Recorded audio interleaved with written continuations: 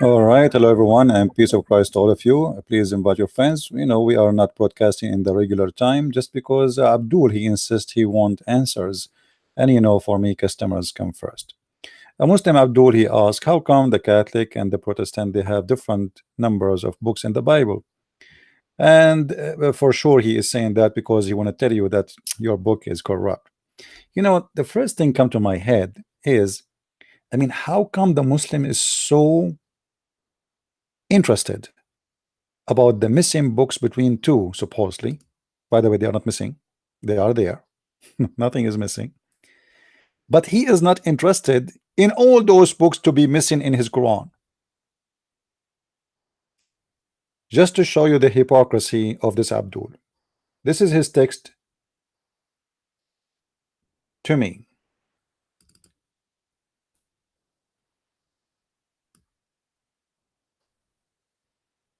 in Facebook. Christian Prince, why you don't read Quran 47? Why the Jews reject Jesus? We will do that.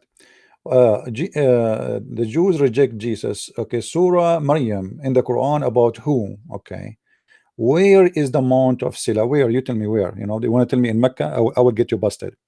In Isaiah 42. In which sect are you? Catholic 73 books or Protestant 66 books or Orthodox 80 plus books? Abdul, let me show you how stupid dumb you are, the same as the rest of all the Muhammadan. Don't open your mouth and talk about something you do not know, you idiot. First of all, you Muslims accuse us that we write books and we create books. But you just prove to us that the Christians are very conservative about what they accept and what they not accept. If we go and do a little study about what is the 66 and the 73 is about, you will find that there is books which is found later. Some Christian agree we should add it to the big book, which is the book of books. So we don't have a book, it's called a book, you idiot. Not like your Quran who says the people of the book. Which book, you dumb? We don't have a book, we have books. Here we need to ask ourselves, how stupid is the author of the Quran who keep calling us the people of the book, when the Muslims are posting for us saying we have many books? We are the people of the book. Which book? Who is the stupid mad here? Who is the one is taking too much hashish? If you search the whole Quran, you will not find one place where the Quran says people of the books. No, it says people of the book.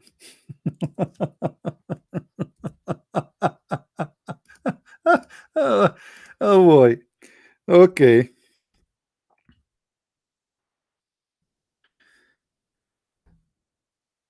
Read with me and laugh.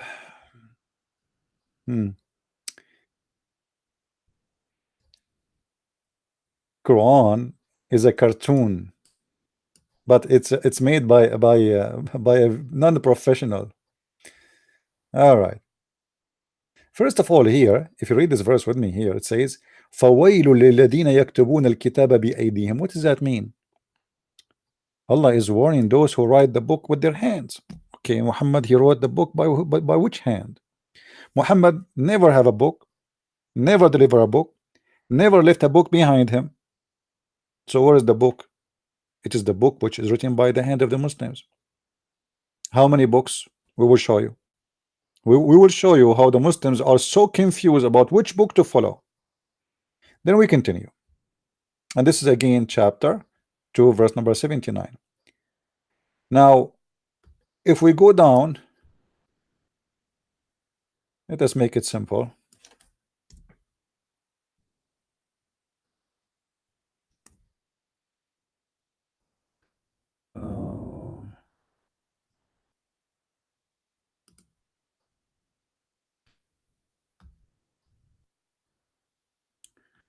We will find here the Quran is speaking that we are the people of the book. And when we ask وَلَمَّا جَاءَهُمْ رَسُولٌ مِنْ عِنْدِ اللَّهِ مُصَدِّقًا لِمَا مَعَهُمْ. Okay, what does that mean? When the messenger came from Allah, agreeing in what they possess from those who've been given the book. But you just showed me that we have 66 and 73. So if we ask a Muslim where we can find the books, our books, you see, if we go and check the list of books in the Bible, we will find all those books never even mentioned in the Quran. Where we can find the book of Genesis, where we can find the book of Exodus, Leviticus, Numbers, all the books, where we can find the book of Joshua, where we can find the book of Judges, where we can find the book of Ruth, where we can find the book of Samuel, the first, the second Kings, where we can find the book of Israel, the book of Nehemiah, the book of where we can find them. There's nothing, there's no mention in the Quran.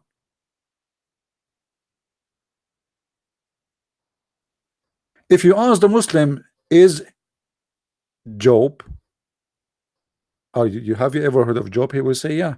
Okay, have you ever heard of Elijah? They will say yes, we did. Elijah, did you hear of Elijah? Yes. Okay, what is the book of Elijah? What is Elijah in your book? What is Isaiah in your book? Can we find Isaiah?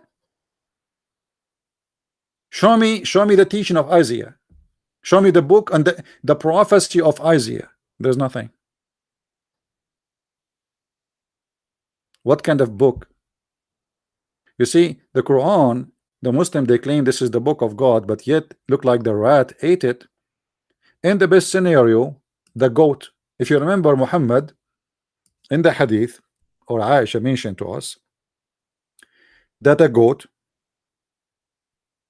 enter upon the bed of Muhammad and ate the Quran.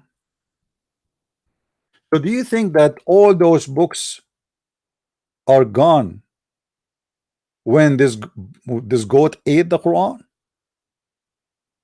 So this is a question, you Muslims, if you have any kind of dignity, you should ask yourself, where are those books? Number two, because you're ignorant, there's books written in Hebrew, and there's books which is found later.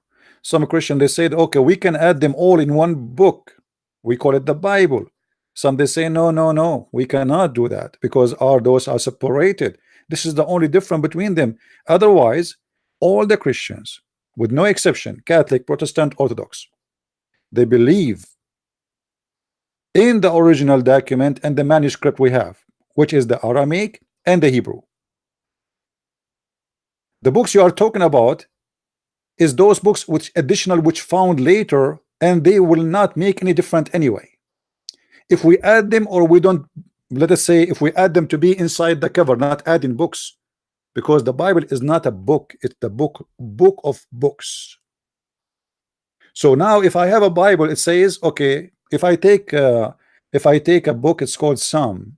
Okay, this is Bible for me, but it's one book.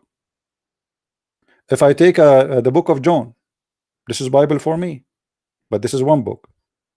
So either I can put them all in one cover to cover, or I can separate them, because this is how they are originally. They are books. They never been all as one book. Unless you want to tell me the book of Moses, because the book of Moses is Moses written by one person in certain time, etc.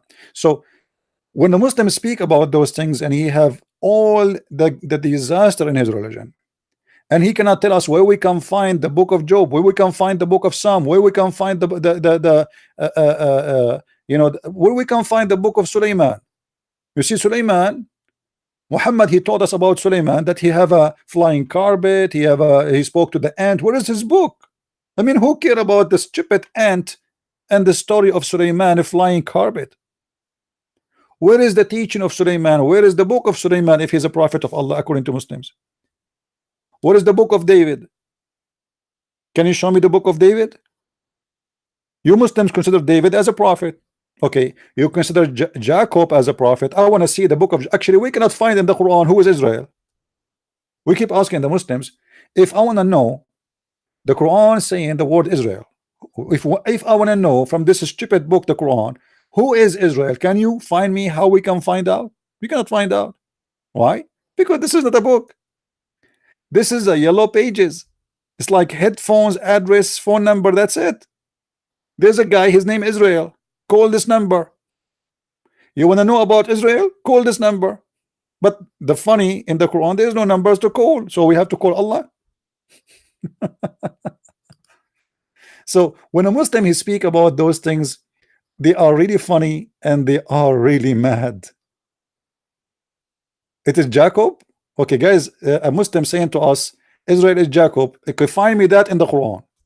If you find me the answer from the Quran that Israel is Mr. Jacob, you are my hero. Can you do that? Guys, do you see what Mr. Muhammad he said?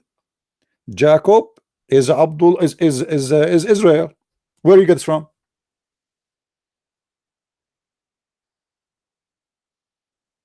Can you tell me?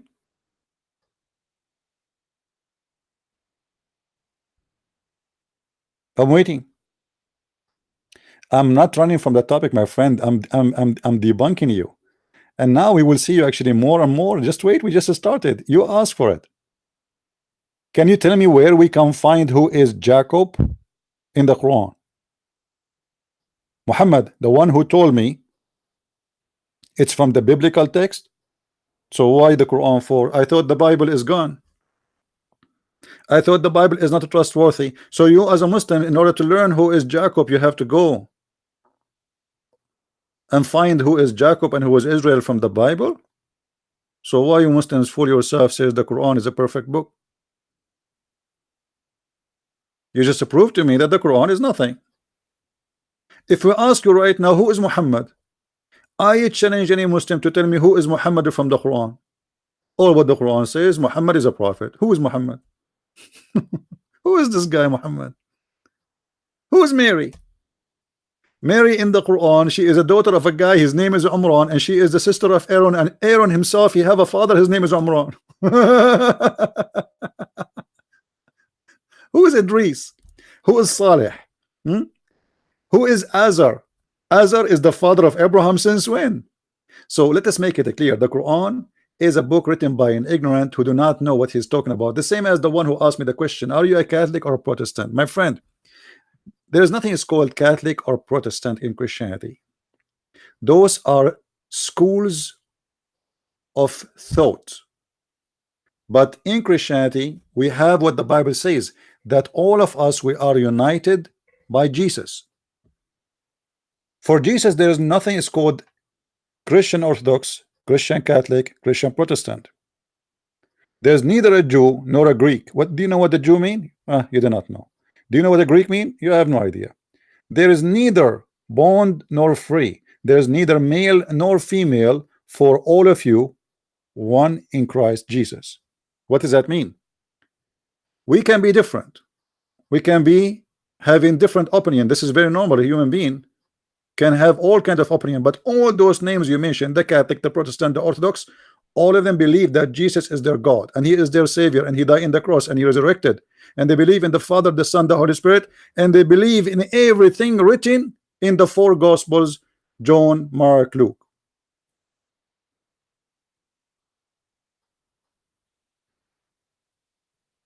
So don't play with us here, not like you Muslims. Not like you Muslims who accuse each other that you are going to go to hell and all of you are corrupt. Even your prophet, he said the following. I hope you will not accuse your prophet to be stupid now.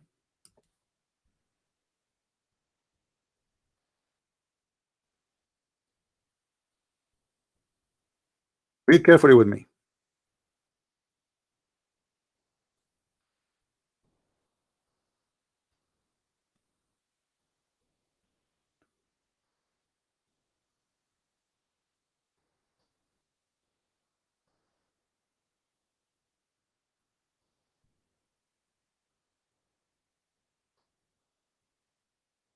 Here we go.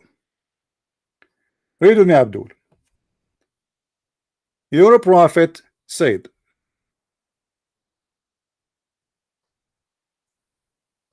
your prophet said, not me. The Jews were split into 71 or 72 sect,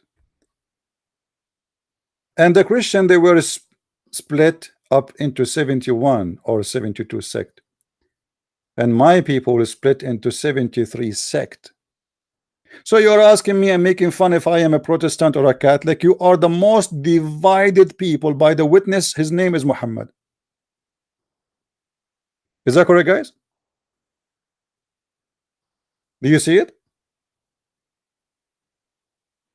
The Muslims are the most divided people. You see that Muhammad, he witnessed that the Jews 72 sect, the Christians 72 sect, huh?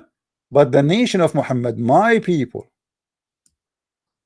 there will be 73 sect, and only one of them will go to heaven. Which one?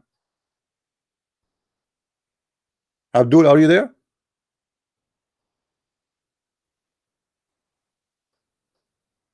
There's no, we don't have cults. Anyone who believe in Jesus and believe in the Father, the Son, and the Holy Spirit, believe in the resurrection, believe that Jesus is our Savior, our Lord. He believe He is the Word who became a flesh, who believe that He's coming back. He is a Christian. We don't have cults. Anyone who don't believe in that, he is no Christian. That's all. Like Muhammad. But look at you.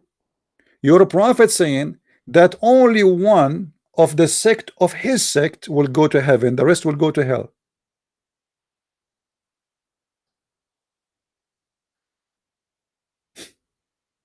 Which sect is going to go to heaven, Abdul? Which sect is the sect of Muhammad? I remember Muhammad said that بدأ الإسلام غريبا وسوف يعود غريبا, which means Islam start as a strange religion and is going to end as a strange religion, which means Islam will be few. So few only people will go to heaven. Which one? Sunni cannot be, because they are the majority. And Sunni, how many sects inside the Sunni? Thousands. And actually this is Muhammad prophecy proving that Muhammad is a false prophet. Because in Christianity, what you call it sect, if we want to say every church is a sect, every church have a different name, different leader, is a sect, we have thousands. What 72? Huh? Don't you see that your prophet is a liar? If we are talking about people who they are totally different from different religion, which means they are coming out of Christianity, let us say they are cult. If this is the case, there's millions, because many people they have their own belief. So Muhammad is a liar again. If we try to count how many sect right now there is in Islam, only 73. Are you sure?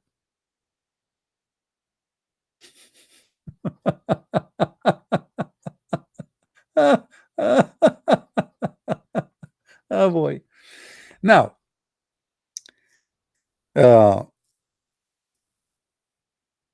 Christianity is not a sect and will never be.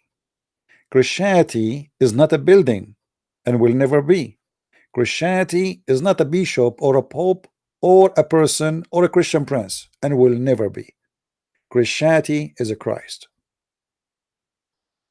Anything else that has nothing to do with a Christianity. Christians, they have one master, they have one Lord, they have one teacher. It's not even Isaiah, is not even Job, is not even Moses, is not any of those prophets. Our master and our only teacher is the Lord. For all those prophets, they speak for him. They are his servants. The Bible says everything was created by him and for him. So all the prophets of God, they speak only for him. So we don't learn from them, we learn from him. We don't follow them. No, we follow him. I don't follow John. I follow the Messiah. I don't follow Luke. Even Luke and John, They are the apostle of Jesus, and they are the one who delivered for us the word of Jesus.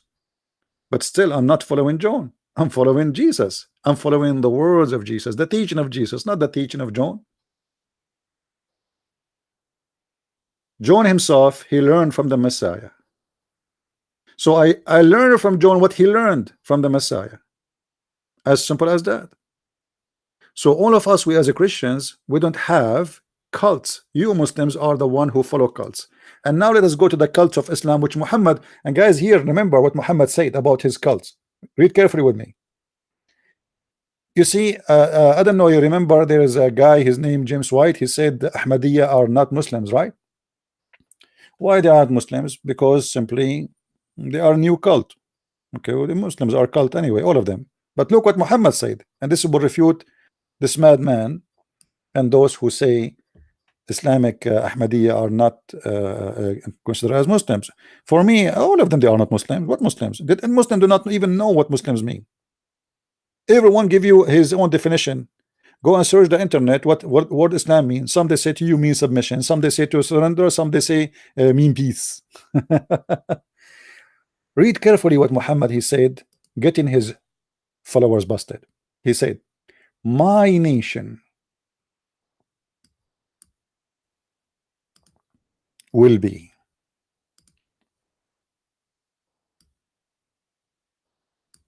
so it doesn't matter what the sect is, it is still his nation. Are you getting my point? All the false sects are the nation of Muhammad, and most of the nation of Muhammad, they will go to hell according to Muhammad. Only few group of people, they will go to heaven. Read carefully. My nation will split into 73, which means Muslims are the most divided cult. You see, in the same hadith it says that the Jews, they are divided into 71. The Christians are divided into 72. The Muslims are divided into 73. So who is the most divided cult? Muhammad. Which means Muhammad have a failure. He could not. Because we need to ask ourselves, why the Jews, they have 71, and why the Christian, they have 72, and why the Muslims are always at the end. They are the end of technology, they are the end of dignity, they are the end of everything. If you don't believe me, just go to the Middle East. Their judges is corrupt, their kings is corrupt, their police is corrupt, the grocery store is corrupt, everything is corrupt. You cannot even buy 1 kilogram of potato or tomato, it is not damaged. So Muhammad, he knew what kind of people are following him. Actually, in different hadith, it says, one of the Arab, he said to him, who will follow you except the gang and the criminals? Muhammad, he said, yes, but they are better than you. Better than this tribe and this tribe. But he agreed, they are criminals, they are the outlaw, the Sa'alik. So here Muhammad, he is you know, he is proving to us that his nation is the most divided nation ever. And now look at this. Let us say Muhammad is saying the truth. Let us say Muhammad, for the sake of argument, is saying the truth. Which one of those choices is better choice for you? Guys, let me tell you something. To make it simple, if I say to you there is a 3 buildings, one of them have 71 door. One door is a true door for heaven. The other one have 72 door, and one door of them is the door for heaven. And the other one have 73 doors, and one of them is the door for heaven. Which one you will take? Guys, are you following with me? Do you understand what I'm saying? Which one I should follow? Which if I am a smart person, which one I should enter in? One building have 71 doors, one of them is to heaven. That's mean my option to win, let us say it's like gambling, is 1 to 72 to 71 to 71, and the other building is 1 to 72. The third building is 1 to 73. Well, you have to be stupid to go to 173. because there your chance to win is less. So join Islam is the most stupid option you can do from the mouth of Muhammad. Are you guys following with me? I don't, you see how stupid you are. I just answer you. We don't belong to a cult. We belong to Jesus. What cult? Show me where in the Bible it says there is a Catholic and Protestant, and then I will be any of them. What Catholic? What Protestant? Catholic, Protestant, Orthodox, they are my brothers and sisters. Why? Because simply they are Christians who believe in Jesus as I do. Differences between them will not make any difference, but the difference between Muslim, Shia, and Sunni is a huge. The Shia believe that Muhammad is made from light and he is not a human. Sunni, they believe that Muhammad was a created, the whole world is created for him, but still they believe he is a human. The Shia, they say the Quran is not a book of God. The true book of God is with Fatima. He took it from Al-Mahdi, he took it from her, and he will bring it later. If we go here in this website, just to show you the madness of the Muslims, not only the Muslims confirm to us that the goat ate their book, here this is the website, it's called alislam.org. alislam.org. Just to show you I'm not making things up, my friend. Okay, this is alislam.org. all right, here they will say to you that according to Islamic books there is a big problem. And what is the problem? Read with me carefully.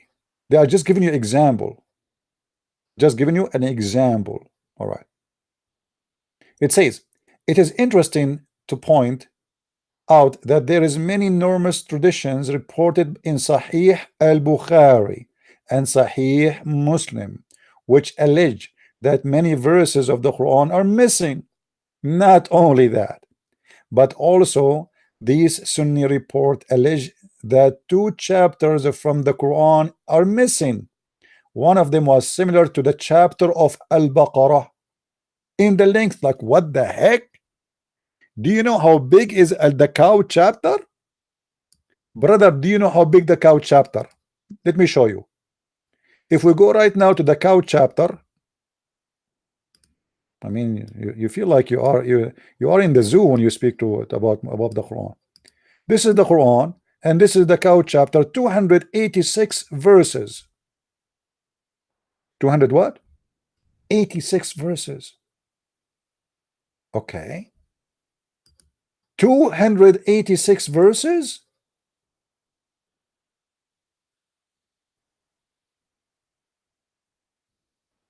But they are saying here that this is, my friend, this is here. Look what it says. 2 chapters from the Quran are missing. One of them was similar to the chapter 9 and Al-Baqarah in length. Some Sunni tradition even claim that the chapter of Al-Ahzab was as the length of the chapter of the cow. What? Al-Ahzab was in the length of the cow? Okay, the cow is 286 verses. How many Al-Ahzab is? Let us go. 286. Let us see Al-Ahzab. What happened to Al-Ahzab?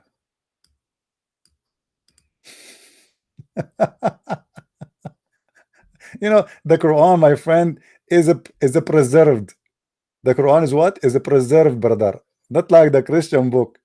Yeah, let us go to Al-Ahzab chapter. Where is the Al-Ahzab chapter? Ahzab. Preserved, right? Yeah.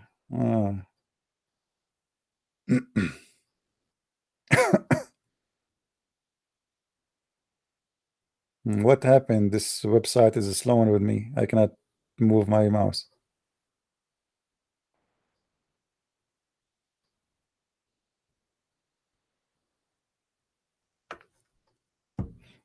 Just to make it simple, there's almost 200, more than 200 something verses missing from one chapter.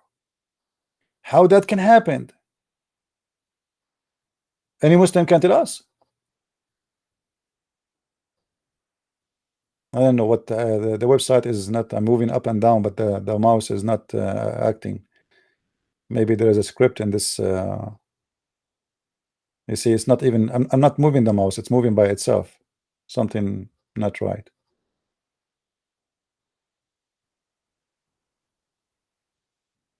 I'm waiting for it to stop. Anyway, so let me close. Hold on. Let us see.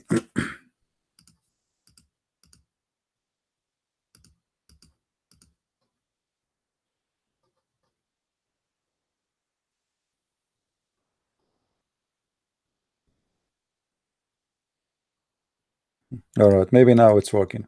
Anyway, so there is more than 200 verses is missing in one chapter in the Quran, and the one who witnessed for that is the scholars of Muslims. The chapter of the cow is the biggest chapter of the present Quran. The present Quran, take a note. The traditions inside Sahih al-Bukhari and Muslim even present some of the missing verses. Okay. Then they continue. Look, there's something more horrible is to come. Read carefully with me.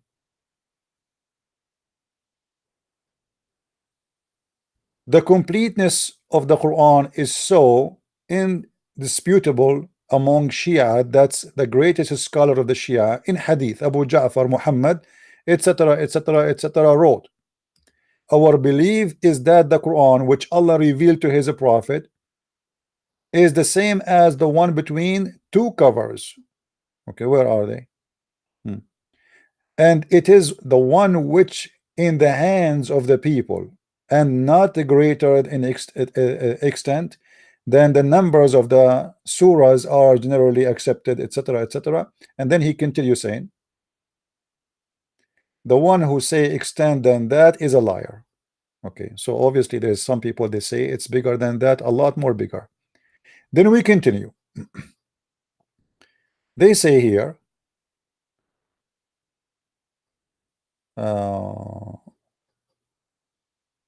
actually here they are just quoting. I don't want to quote the scholars. I want to just go to the important one. Let us see where is the statement of Umar, which I like it very much. I heard Abu Ja'far saying, no one among the ordinary people claimed to be gathered. Okay, not this one. All those reference is for the corruption of the Quran. But I want to go to Umar. The story of Umar is one of the most funny ones.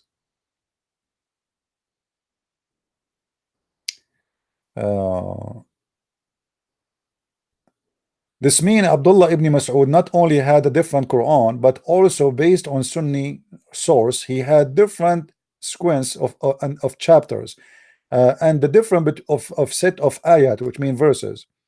Then alleged blah blah blah blah blah blah blah blah. Okay, you know. Okay, here we go. Here we go. Read, guys. While I was with Aisha, the mother of the believers, a person from Iraq came and asked what type of short is the best. Aisha said, may Allah be merciful with you. What does it matter? He said, oh mother of the believers, show me a copy of your Quran. She said, why? He said, in order to compel and arrange the Quran according to it, for the people recite it with its surah, not in a proper order. Aisha, she said, what does it matter which part if you read first? Be informed that the first thing that was revealed therefore was the surah of Al-Mufassal, and it was mentioned paradise and fire. But which book now we can find they have this verse as the first verse in the Quran? Which verse is that verse or this chapter? Second tradition, you know. Anyway, this article is very good. Actually, you can read it, all of it. But the most funny one is what Umar he said.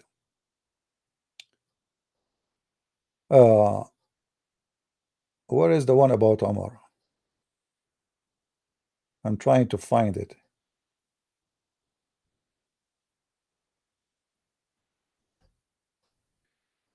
Let us see, Omar.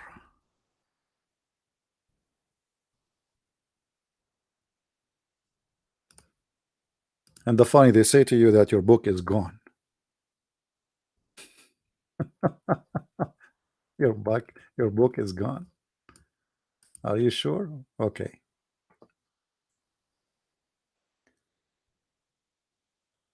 Omar said to me, Omar said to me, Omar said to me, all those verses. Okay.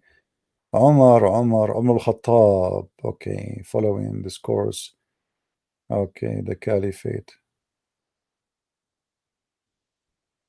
I'm trying to find the hadith where he said the Quran was 1,025,000 letter. Interesting.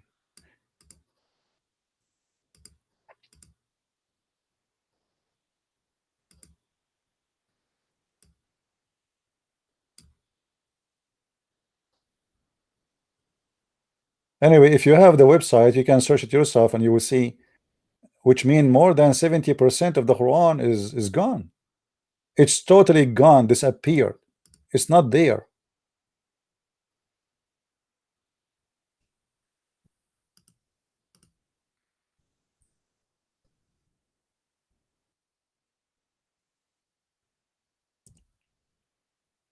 Let us see here.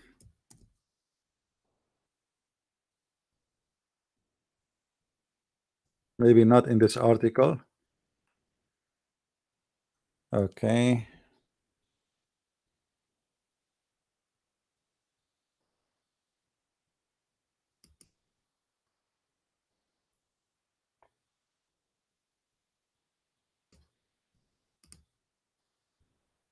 Yeah, look like not in this article. Anyway, so all those statements written by Muslims about missing verses and chapters in the Quran, huge chapters are missing.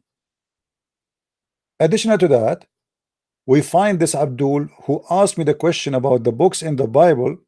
He confirmed to us that those books are missing too. Shouldn't I ask myself, as long the Muslim is worried about why the Protestant they have different numbers of books from the Catholic, how come he is not worried about not having those books in his book? Where is the book of Genesis in the Quran? Where we can find those books? What happened? Those are not important no more? Where we can find the book about Joshua in the Quran? Any Muslim can tell me?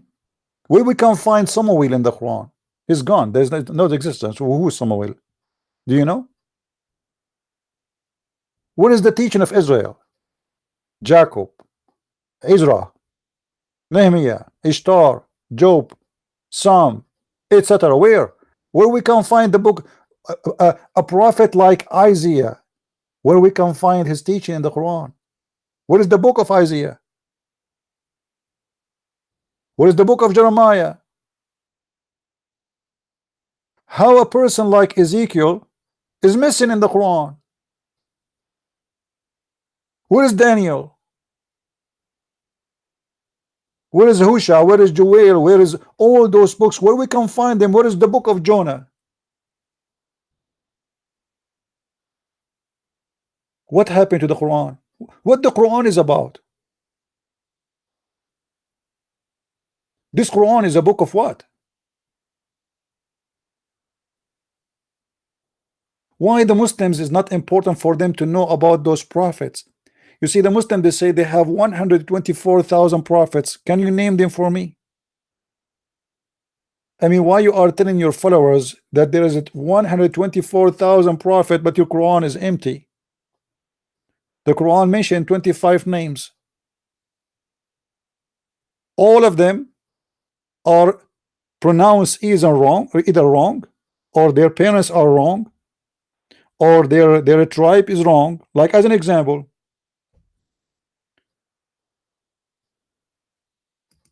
The Quran keep calling the Jews, Ya Bani Israel, O children of Israel.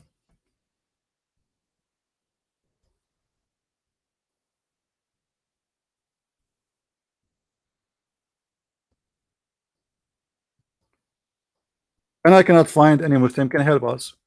Okay, who are they? Those people, the children of Israel. And who is this guy Israel? No answer. This is a very simple example about the stupidity of this book, because this book is not meant to be a book. This book is just a guy trying to refute the Jews about him being a prophet. A book from God should include teaching, not a stupid statement. Oh, children of Israel, remember my favor upon you. Okay, what is your favor?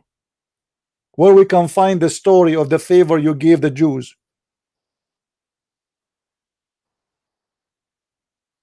Where is the stories of Moses in details? If you go and read the story of Moses in the Quran, you die from laughing.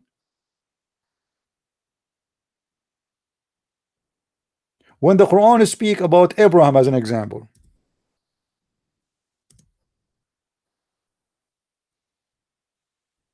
وَإِذْ قَالَ إِبْرَاهِيمُ لِأَبِيهِ آزَرَ. We go translation just to show you the stupidity of this religion. Chapter 6 verse number 74. Okay, what Abraham he said? Read carefully. Lu, Abraham said to his father Ru, Azar. What Azar? Who is Azar? I will shave my 20-foot beard if you can tell me who is Azar. Any Muslim can tell us? Who's Azar? There's nobody. His name is Azar. Muhammad the thief, he learned the story from somebody speak Aramaic. The guy saying to him that Abraham said to his father Azar, which means stupid, fool, idiot. Are you worshiping idols? That makes sense. Huh? Are you going to worship idols? Because Muhammad and his followers are stupid people, do not know what this verse is, this word is mean. So he said, oh, this must be the name of the father of Abraham. He said to him, Azar, my friend. But does it make sense? You say to your father, have you ever heard of somebody saying to his father his name? I mean, this is stupid. Imagine, let us say my father, his name is George, and I say to my father George. What? Nobody call his father by his name, especially in the old days. Maybe now there's children are rude, stupid, you know. I never ever called my father in his name. This is like it's a crime. You don't call him by his name. Nobody called his father by his name. So what this is about? Abraham saying to his father that this is foolish. You don't worship idols. But because Muhammad and his followers are just stealing something, they do not know what it's about. They don't know what the word Azar mean. And the funny, they say to us the Quran is an Arabic book. Are you sure the Quran is an Arabic book? Who is Azar then? Who is Muhammad? Who is Pharaoh? Guys, if you read the story about the Pharaoh, I mean, you would die from laughing. What Pharaoh? There's a guy, his name is Pharaoh. And here, the Quran not only says there is a guy, his name is Pharaoh. No, Muhammad, the Quran say that Pharaoh is a last name of a family. Yeah, Al Pharaoh. Ask anyone what Al mean. Al mean the family, tribe.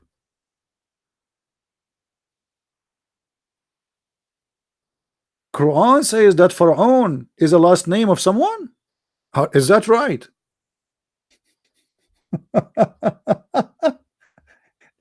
This is the last name of a family. Their last name is Pharaoh, the Pharaoh. This is the last name, huh? See, guys, look at the translation. It says, "We delivered to you from the people of Pharaoh." What people of Pharaoh? Al Pharaoh is not the people of the Pharaoh. Al Pharaoh. Al is a family. The Pharaoh is not. He is a family of the Egyptian. He is one of family. No. What is that? Change the translation.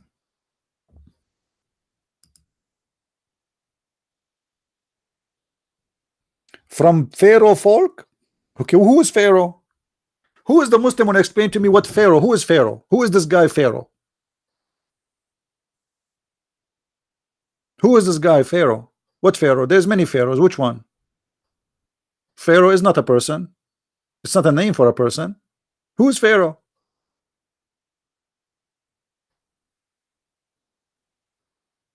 You know what I mean? Obviously, the one who is reporting here is an idiot. He think Pharaoh is a name of a person. There's an individual. His name is Pharaoh.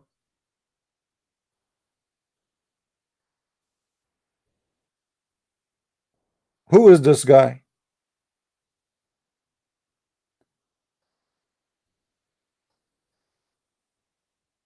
What about Moses?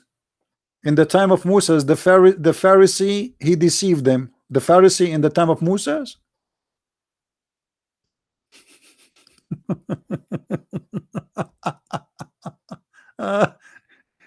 Are you sure? Sorry, the Samarian, the Samari. You know, Allahumma Samiri.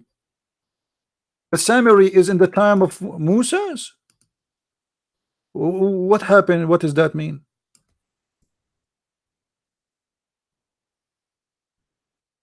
Read Allah with me. قال فإنا قد فتنا قومك من بعدك وأضلهم السامري. Okay, who? Let us see translation. What As-Samiri will come in English. Chapter 20, verse number 85.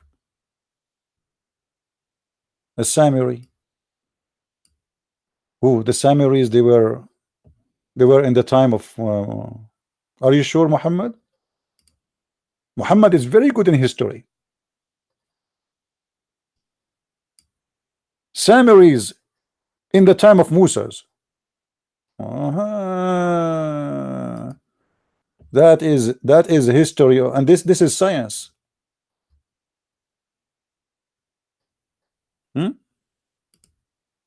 What does that mean? The one who wrote the Quran, obviously he is taking too much hashish.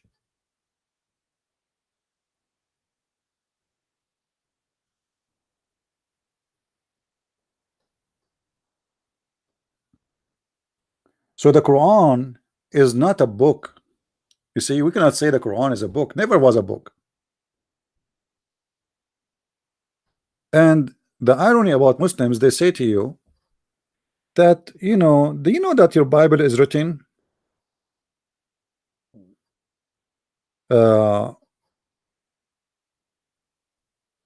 your Bible written 60 years, 40 to 60 years after the Jesus? In the year 2018, we don't have a single copy of a book. It's called the Book of Muhammad. We don't have a single copy of a book. It's called the Book of Uthman, the Book of Umar.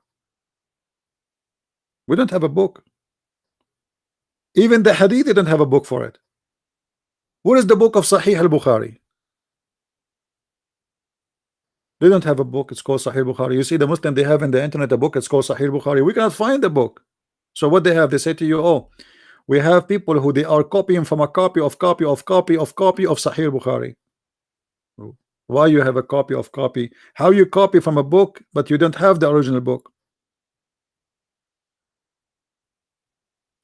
Who is the one who copy from the copy of the copy of the copy? And the copy of the copy of the copy of the copy, the original copy, is written how long after Muhammad?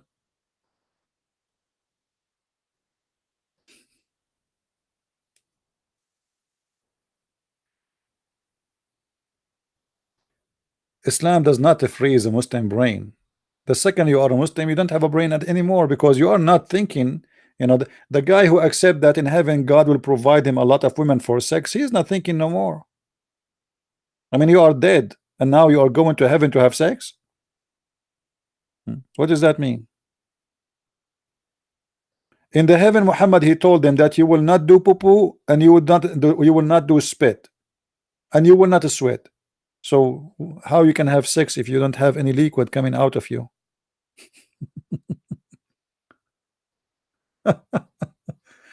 I don't want to speak dirty, but you know what I'm talking about, right? What the point of sex if you will not have sexual orgasm? And what is sexual orgasm? So you have sex but you have no orgasm? No, Muhammad, he said you have orgasm, and even he said you will have orgasm for 70 years. Go, if you have my book, Sex and Allah, get it. Do you have my books? How many of you have my books? You will find there with the reference how Muhammad is stating that every Muslim will have an orgasm of 70 years. So I go to visit Shabir Ali this year. I knock at his door. Shabir Ali, he said, come back later, Christian Prince, I'm, busy. Okay, I come next year. Shabir Ali still have an orgasm.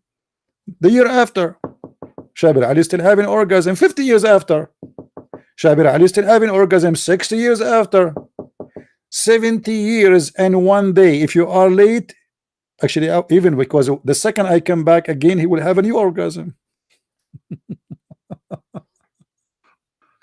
How a person have a brain can believe in such a garbage? 70 years orgasm, but yet you have no liquid coming out of you.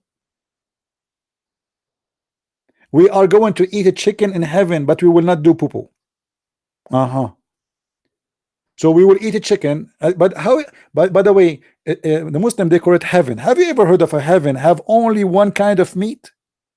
Birds. Where is the fish? Where is the shrimp?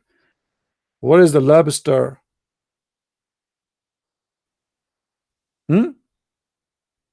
This is the worst open buffet ever. Every day for eternity you eat bird meat. I'm afraid it's the same bird.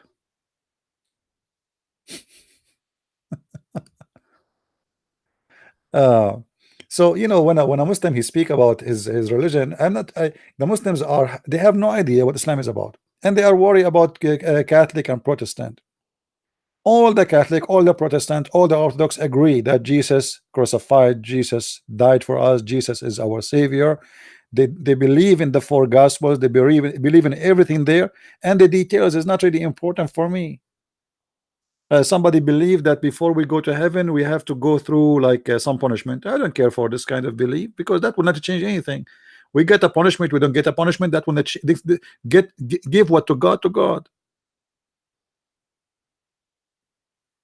I'm not the one who would discuss what God will do to us in the way. None of my business. This is what God will do anyway. What I discuss is my salvation, and all of us, we believe that we have only one Savior. His name is the Messiah. The rest is not important for me.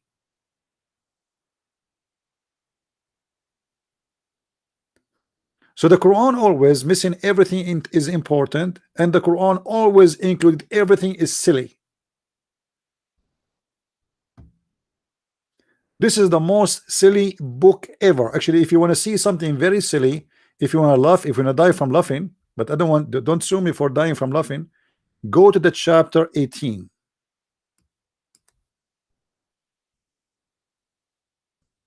This is the cartoon chapter.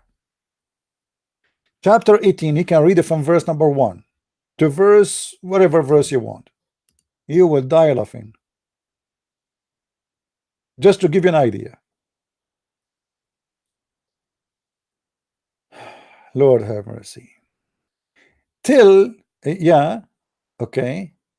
Sulaiman now, till when they reach the valley of the ants. Have you ever heard of a valley of the ants?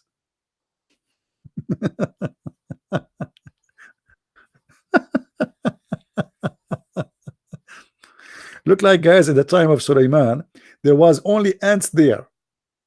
Sulaiman, his army is going all the way, he did not see any ants. Only in that valley there is ants. It's called the Valley of the Ants. It's very well known. Very well known. I mean, it's a country. It's like Mexico, California, Croatia, Latvia, Russia. Not the Valley of the Ants. It's very well known. Actually, right now they have a team playing in the Mondial. I saw the ants playing. in the Mondial, yes. And they have one of the ants, her name is Muhammad Salah.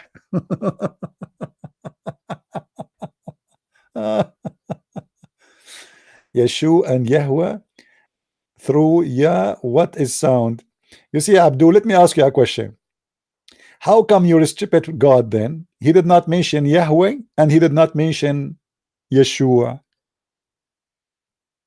And how come he throw the whole world? Who is Isa? Let us continue. Read with me and love. So when Suleiman he arrived to the valley of the ants, an ant, she started talking. What the ant is saying? She said, "Oh ants, enter your dwelling, lest Suleiman and his army crush you." That's deep. You see, Allah he forgot to tell us who is Israel. Allah forget to tell us where he got the name Isa from. Allah forget to tell us who is Saleh, who is Ismail, who is Idris, who is Luqman, who is all. There's hundreds of names. Allah forgot to explain to us every verse in the Quran. There's no explanation. This is why the Muslim they have to make interpretation for the interpretation, and after all the interpretation, nobody knows what it means. So they say the Muslim they say Allah knows best. Allah don't have time to make interpretation for the Quran. Allah have time to tell us about the ant who spoke to the other ants. But hold on, as I know, the ants are deaf and they are mute. So how Suleiman he heard her speech?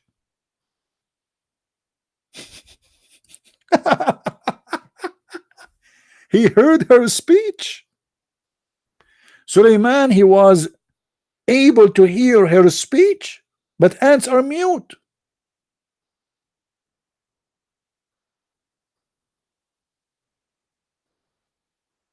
Have you ever heard of a talking ant? You see, ants they talk, by the way, they talk. All creatures they have their own way of communication, but it's not talking like us. Ants they communicate in one of two ways, either vibration or chemical. But they don't talk. They don't have a language of words. They are mute. They are deaf. They cannot hear. They cannot hear. They hear nothing. So how he heard her speech?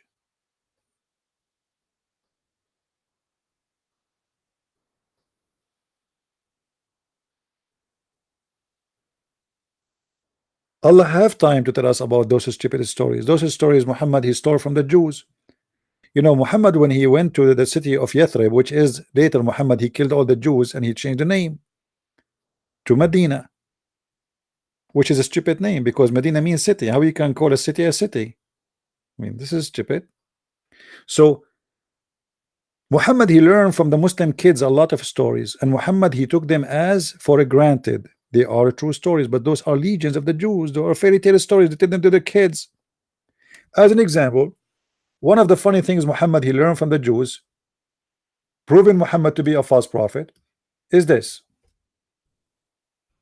that Allah will torture the believer because of his urine. What is the main reason to be punished by Allah in the grave? Guys, do you see Warsila? Okay, I challenge you to show me Warsila. Hold on, let me show you. Guys, this guy he like to get spanked. This guy he like to get spanked. You want to see Warsila? You want to see Warsila?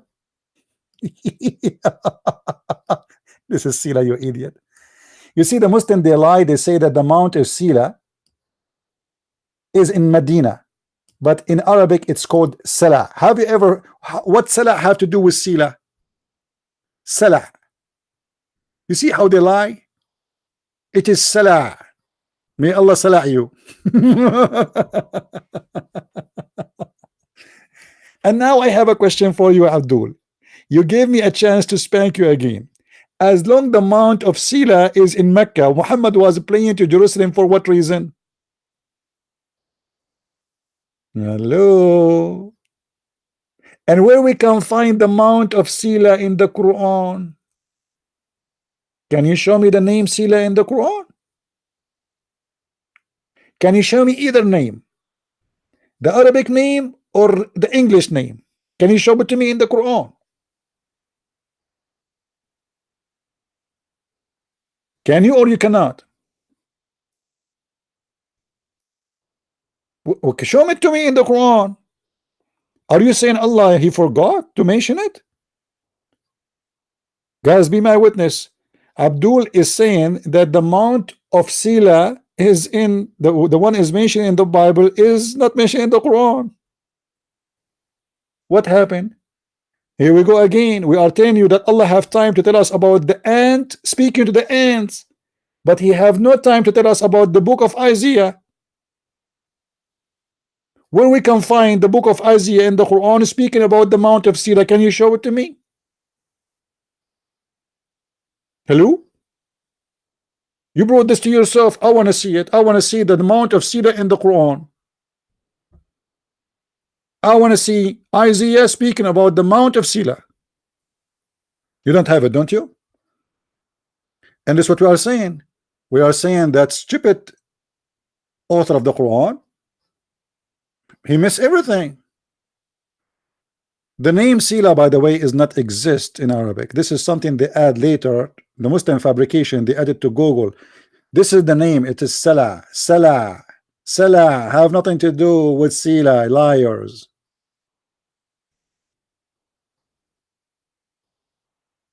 Liars. Liars, liars will end in fire. And by the way, he is trying just to divert me from speaking about the stupid story of Suleiman and the ant. All right?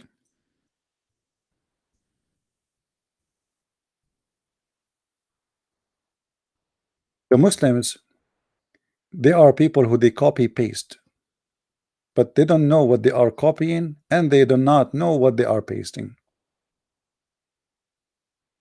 They have no idea.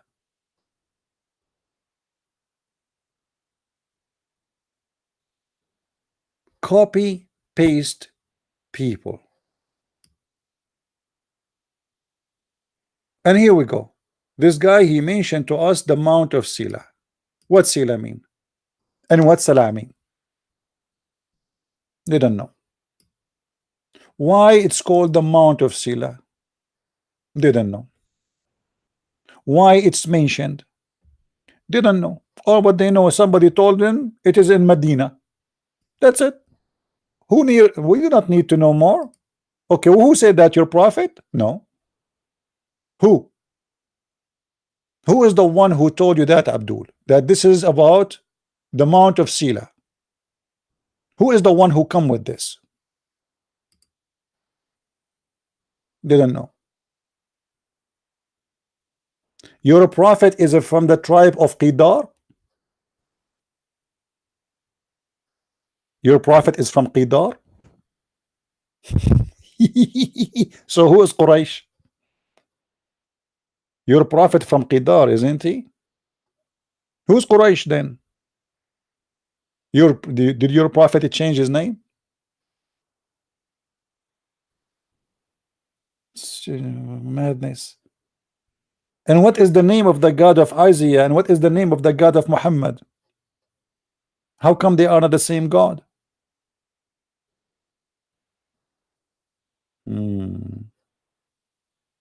We go back to the story. He's just trying to take us away from the funny story about the speech of the ant. Yeah, Allah, he forgot to tell us about where is Sila location and what is Sila, and he forgot to mention the name. We cannot find the name Salah, which is the name is exist in Arabic, and we cannot find the name Sila, which is the name is exist in the Bible. Now he's here. Look, when the ant she spoke, and Suleiman he heard her speech, he smiled. Look how cute Suleiman is. I mean, this guy, he have a super reception. And I will tell you why. You see, how many ants are exist in that area? You guys, you can guess. How many ants they live in one colony? Can somebody give me an average? Anyone can tell me? How many ants they live together in one colony? Let us search in Prophet Google. What is the average?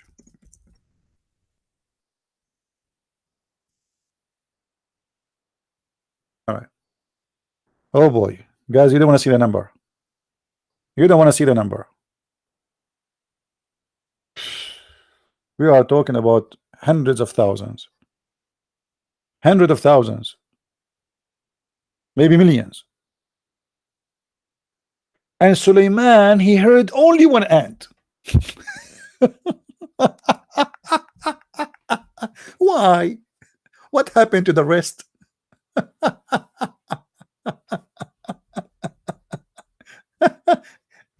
I will tell you why. Because there's only one ant talk there. Okay? Don't you understand? There's only one ant. She is in charge of the warning. The rest are mute. And he heard her speech. What? What? He heard the ants. What about the rest? He did not hear their speeches? This is a miracle. This is stupid, Abdul. What this is a miracle. Okay, let me ask you. Your God in the same Quran said that Allah, he taught Suleiman the language of birds. How Allah, he taught him the language of birds, but yet Suleiman is understanding the ants? Can you explain to me? And Solomon was David higher, and he said, "O mankind, we have been taught the language of birds." Okay, thank you very much. Allah, he taught him the language of birds. By the way, I speak it too. Seriously. Now, Allah, he taught Suleiman the language of birds, but yet he understand the language of the ants. Are you there? Abdul, are you there? What is the miracle? This is stupid. Allah, he taught him the language of birds. And then 2 meters after, Suleiman is understanding the language of birds. Look like Suleiman, he been entered into the wrong classroom. Allah, he wanted him to register to learn the language of birds, but Suleiman, when he went inside the school, he learned the language of of ants. Any Muslim can tell me how Allah, he taught Suleiman the language of birds, but he understand the language of ants? Who want to tell me? Any Abdul? They have no answer. No answer whatsoever. Welcome to Islam, my friend. This is exactly what Islam is about.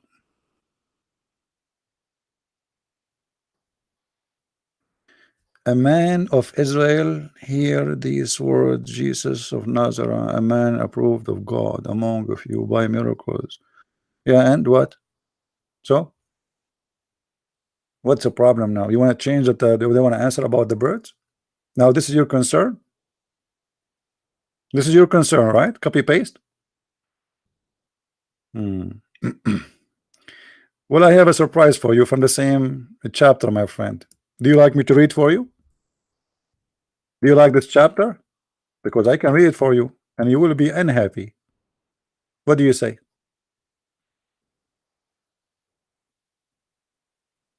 Do you like to call me Susu? Be honest. Do you have the courage to call me and ask me the questions live? What do you say?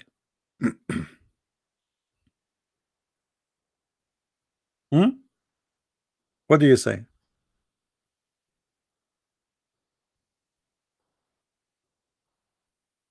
Okay.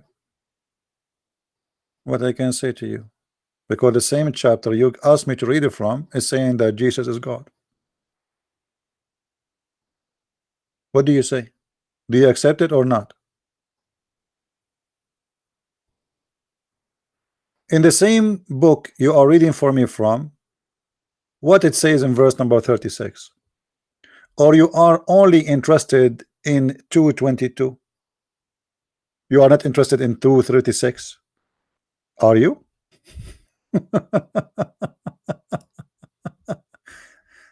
Let us see what it does say in 2:36. Let me get you busted. You are the one who asked for it. It's not my fault. I mean, why you asked me to read it for you? Let us go and see what the Bible is saying. And you say to me where Jesus said, I am God. And where is and you are, as long you are posting me for me from the book of Acts, it's mean you like it. So we will give you what you like. As simple as that. Okay. All right. Let us go there.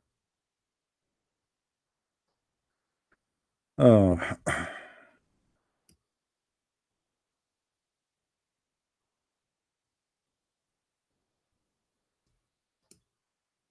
Read with me what it says. The same chapter you are asking me to read it from, and laugh at yourself. It says that Jesus is both. He is the Christ and he is your God at the same time. Do you see it? Does it say that, or I'm making things up? You asked me to read it from Act. I'm reading from Act. He is Christ, the man, and he is Christ, the Lord. And my Lord, if he say to the birds, speak, they speak. Not like your Lord, he sent Suleiman to learn the language of birds, yet Suleiman, he learned the language of the ants. Let us continue. So Suleiman here, after that, guys, he have a bird. His name is a hubu, the hubu. Do you know what the hubu is? Let me show you an image of a hubu, so you can, because maybe you don't know what hubu is. Okay, this is the hubu.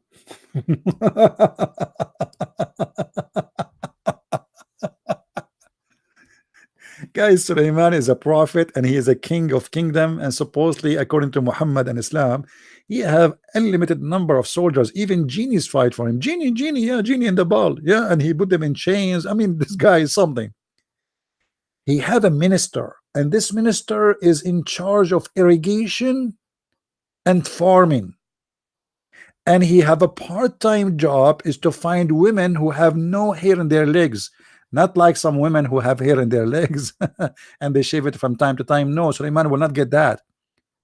So his bird, he fly far away, all the way to Yemen, looking for a woman. She have no hair in her legs, but he did not tell the king that he is leaving. So Suleiman was upset. Suleiman, he said, what is the hoopoe? What is the hoopoe? The hoopoe, what is the hoopoe? Is he among the absent? Unbelievable. Suleiman goes every day and check his birds. I mean, let me tell you why he noticed right away that this guy is absent, because he is from the minister cabinet.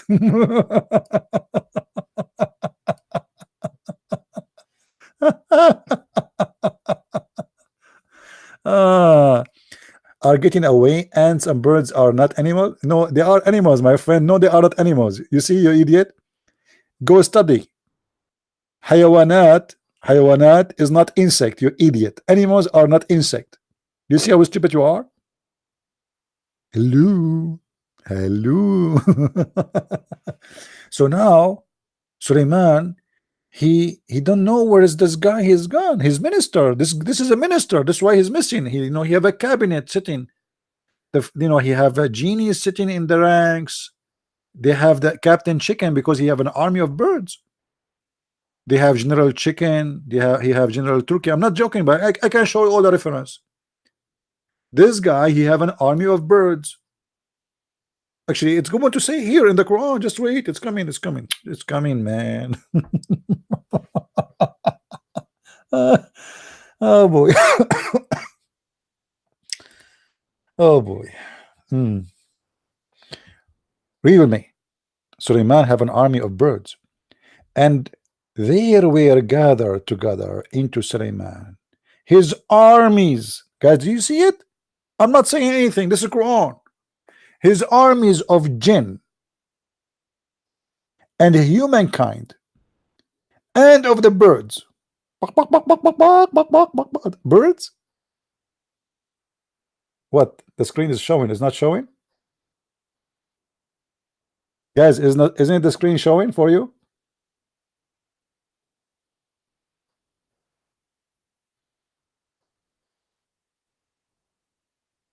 Isn't it showing?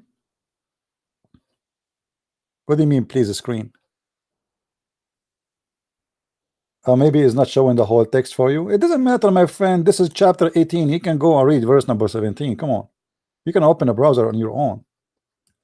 So here you will see one of the most funny. This verse alone is enough to prove to us that Muhammad himself is a chicken and his God is a shish kebab and falafel. What kind of God he says that Suleiman have an army of a chicken? You know, mankind, that's normal. Genie? Do you know what genie is? Actually, in the Quran, this is not genie. This is a false translation. It says shayateen. I will show you later the shayateen. And then chicken? Army of birds? Like what? General Turkey? Can we find General Turkey, Major Duck? Walk, walk, walk, walk, walk, walk.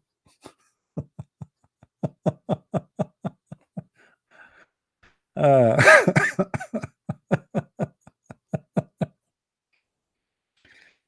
boy. This verse alone is enough for me to prove Muhammad to be a false prophet. This is a story for kids. Even kids will not believe it. Once I was telling a child, she is like 5-6 years old. Do you see this broom? We can fly with it. She said, "Do you think I'm stupid?" 5 years old. She said to me, "Do you think I'm stupid?"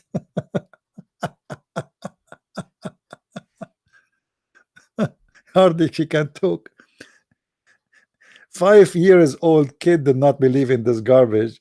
Muhammad is telling us that Suleiman have an army of birds. Is that correct? Well, Allah have army of birds too. If you go to the chapter of the elephant, if you remember the story, where Allah he sent his army to destroy an army of elephant. Army of elephant? Birds, they can destroy an army of elephants? How they can do that? According to the Quran, those birds, they carry a rocks made from a clay. What? Made from a clay? Yeah. And they throw the rocks over the elephants. Why cannot Suleiman? This is not miracle, my friend. What is the miracle there? This is miracle. This is stupid. Flying carpet? Guys, is this a miracle or this is stupid? Suleiman, he have a genie to dig for him and to find him jewelries from the deep sea. This is a miracle. This is stupid. Shaitan, he sleep with the wives of Suleiman. This is a miracle. This is stupid. Shaitan, he steal the ring of Suleiman when he go to the bathroom. This is a miracle. This is stupid. This is an insult for a prophet. How the wives of Suleiman they find out that this is Shaitan? Can you tell me according to your Islamic books? Guys, this is what happened according to Muslims. Suleiman have a ring. It's called the ring of the Lord of the Ring, Hoributar. By this ring, he control everything. Everything. By the way, I used to have a ring like this, but I lost it. Honest to God, guys, if I read for you the story about the ring, you will die from laughing. Now, okay, hold on. Who is the Muslim he have the courage to call me right now and read the story about the ring for us and tell us what is the miracle there? Who want to do that?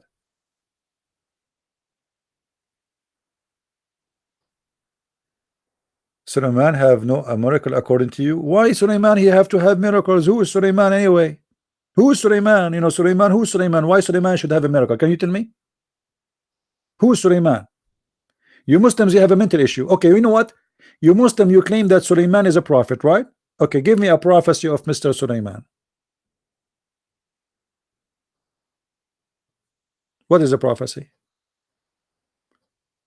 There's a person who is a prophet for prophesying about God, and there's a prophet who is God made him prophesy, which means I can be a person who prophesy to you that if you don't go to heaven, that's your fault. For God, He warned you. But that does not make me a prophet. I prophesy to you that you will go to hell. I believe in that. So if Suleiman is a prophet in this meaning, okay, no problem. Now show me the prophecy of Suleiman. I want a Muslim right now to show me the prophecy of Suleiman in the Quran. Where is the prophet Suleiman in the Quran? What he prophesy about? What is the story then about? If Suleiman, he have nothing to do with the prophecy, so why you call him prophet? Guys, the Muslims is the one speaking about Suleiman as a prophet. Can't you show me a prophecy of Suleiman? We want to see one. What is the prophecy of Suleiman? Who want to show it to us?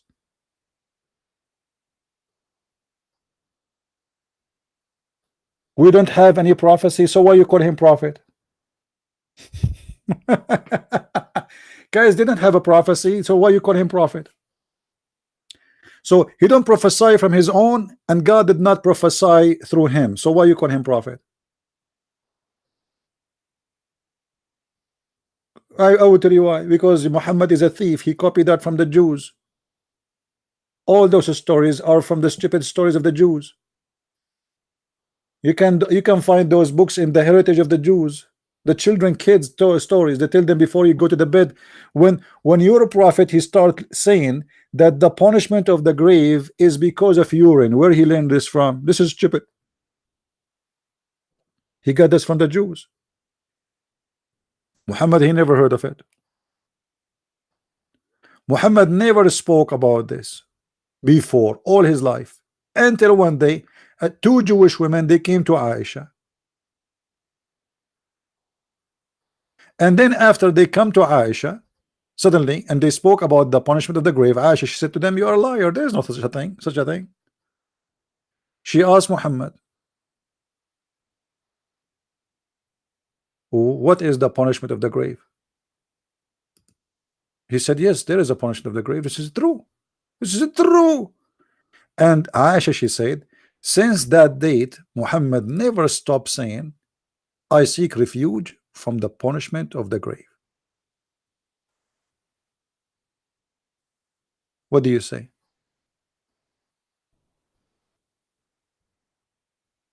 Hmm?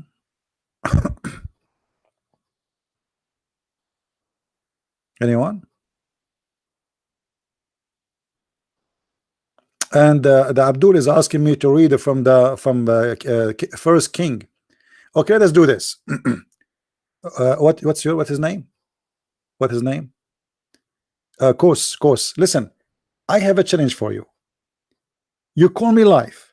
I will read for you that if the First King, and I will show you the same story from your prophet, and you read for us, and I want you to laugh at both. Can you do that? Can you do that? I will show you even your prophet in the Quran is speaking about this story, that this guy, he wanted to sleep with 99 women in order to do jihad. Is that true? Is that true? 99 women? 99 women because he want to make 99 Abdul? Guys, who knows, who remember the story of the 99? Who remember the story? Look, now he is so quiet.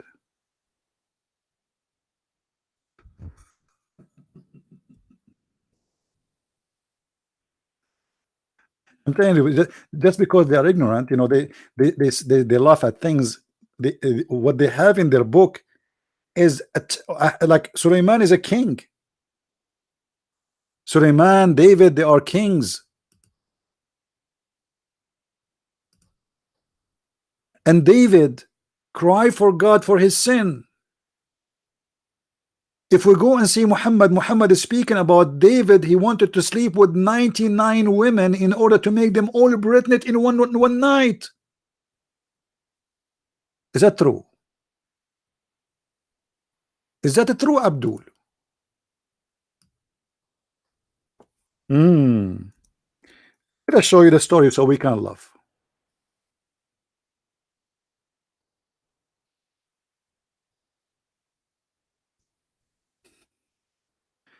So the story is very funny.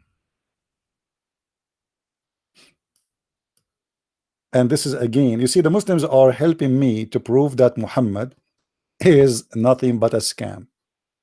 What kind of a prophet he say such a thing? What kind of a prophet he say such a stupid thing? I mean, what this story is about? Let me show it to you.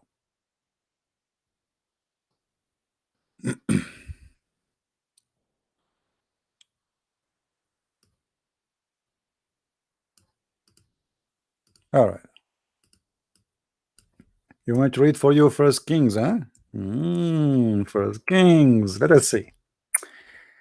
Allah, apostle said, once Solomon, the son of David, said, by Allah, I will have a sexual intercourse with the 100 or 99. Muhammad is not sure. Guys, honestly, Muhammad is so honest.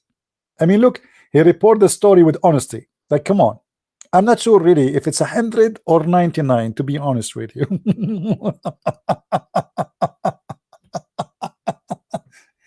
And why he want to sleep with all those women in one night?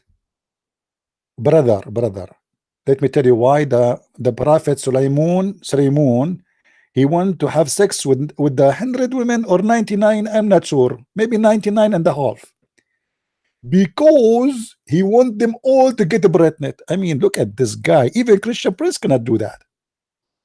He will sleep with 100 women in one night. Hold on, where is the calculator? And you are telling me your prophet is a prophet? And you are the one is asking me to speak about Sulaiman and David sleeping with women? Hold on. You brought that for yourself.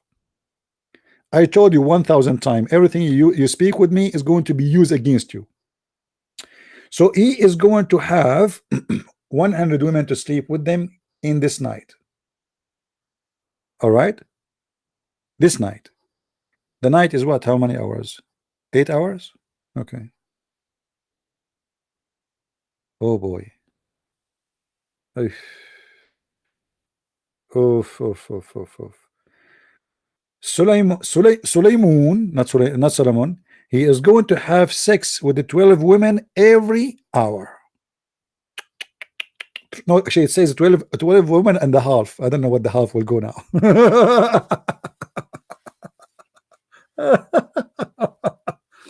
My friend, anyone prophesy about God is a prophet, but doesn't mean he's a prophet who have a message delivered by God.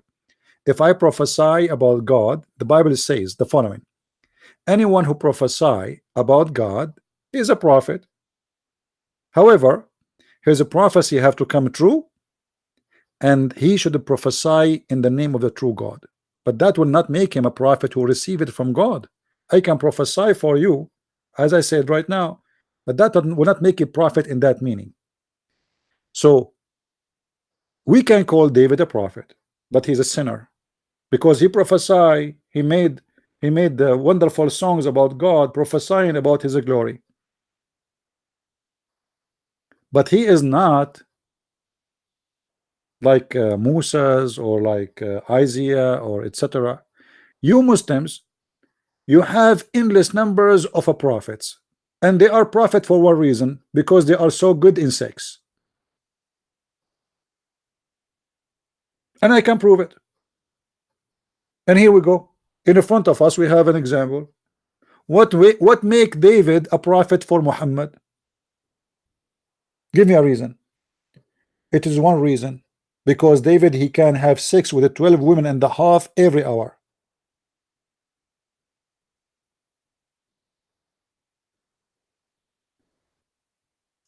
And guys, the story is even getting more funny. I don't know if you are reading with me. Read carefully. So David, he decided to have sex with 100 women, all of them in one night. I mean, this guy suddenly he decided to have sex with all of them in one night. I mean, can't you wait until tomorrow? What about yesterday? What about you do 10 yesterday and 10 today? Look like Viagra was working very good at that time. 100 women in one night. 100 women? Are you sure, Muhammad? No, I'm not sure really. I think it was 99. And then David, He did have sex with all of them, but he made a mistake. Anyone knows what the mistake is? After he have sex with the 100 women, Allah gave him a half man. Like what?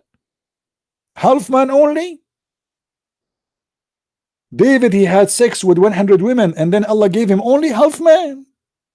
Why? The delivery guy was eating the food, the pizza?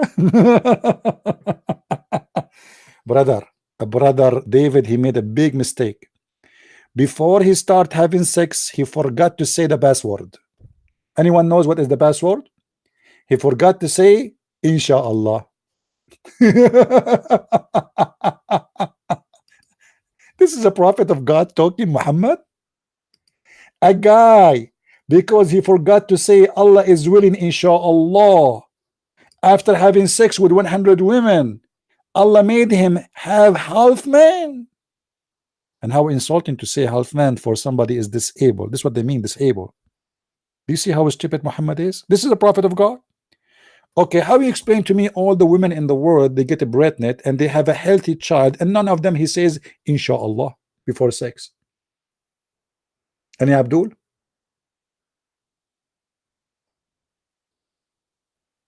Any Abdul?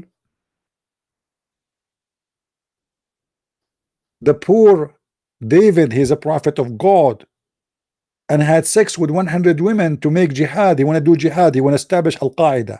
He want to have 100 kids in one night. And then because he forgot to say inshallah, Allah gave him half delivery.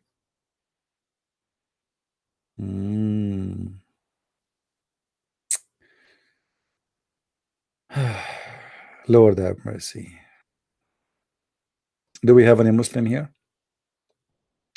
So let us make it short and simple.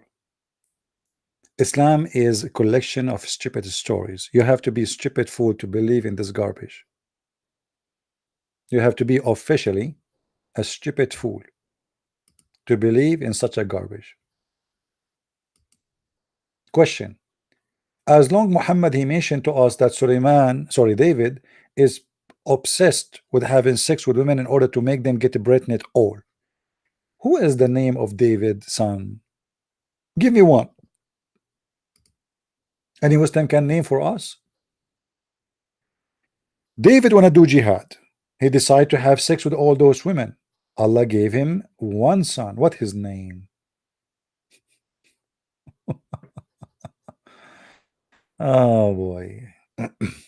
My friend, we don't run from the Bible. You are the one who run from the Bible, you idiot. And your God Allah, he admit that we have the true Bible in our hand. Do you want to see it? Do you want to see it? This is how stupid the Quran is. How you say the Christians, even the Quran says you're Christian, you have nothing unless you practice what Allah gave you between your hands. They have it between their hands. Lord have mercy. Stupidity is intelligence these days. We go back to the bird. Guys, I encourage all of you to read this story in the chapter of 18. I'm telling you, the chapter 18 is the most funny, hilarious. Actually, I'm thinking to make a book just about chapter 18 alone. And I will call it the chapter of the cave. I will put a picture of the cave, you know, like in my coming trip. I'm going after a few weeks somewhere, and I will try to go somewhere where there's caves, and I will take some pictures to make them for my new coming book, which is going to be about the cave chapter. And by the way, this book I'm working right now I am in page, I think 5960. This book will be small. It's going to be like 100 pages. So in 2 weeks from now, I hope we will have it ready. And right now, actually, my book, Sex and Allah, is like the best ranks in Amazon France, Amazon Germany, Amazon, etc. It's really doing great. Look like a lot of Muslims buying this book. And I was expecting that to happen, because you see, the Muslims, the second you say to them sex, Muslims will buy the book. Otherwise, explain to me why a lot of Muslims are buying the book. Any Muslim want to tell me? 6 and Allah. The second you say 6, the Muslim, they forget about Allah, so they buy the book. And this book is full of stories which is hilarious. I don't know how many of you have it already. By the way, don't forget to make a review about it. Even Muslims, you can make a review, please. Don't forget. You don't like it, give it 1 star. Just make a review, please, for the sake of Allah.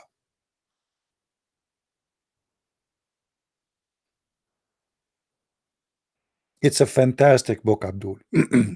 You should have it. Do you have it, Kos? Do you have it? I should send you a copy as a gift. What do you think? Because I think sooner or later you will leave Islam. I received a message from somebody. He said to me, you know, Christian Prince, you know what? I hate you. I swear I hate you. I said, okay, I understand. He said, no, you don't understand. I was a fool. I was worshiping Allah all my life. That's why I hate you. I used to wake up very early in the morning, blowing my nose for this stupid false god. This is why I hate you. I discovered that I was stupid all my life, and this is why I hate you. He believe in heaven full of sex, and this is why he hate me now, because he discovered that this is all is a hocus, a stupid thing.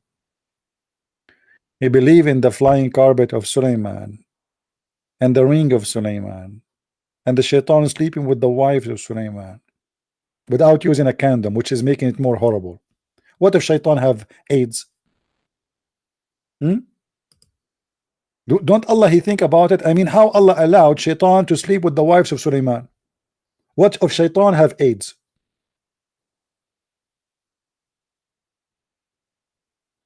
What do you think, guys? Isn't it possible? He's shaitan. He sleep with a lot of women. This is shaitan himself.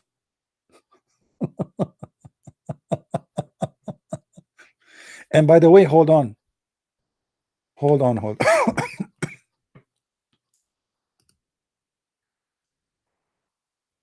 There's a king, a famous king. I hope Muslims will help me. What's his name? He died standing. Any Muslim can tell me what his name?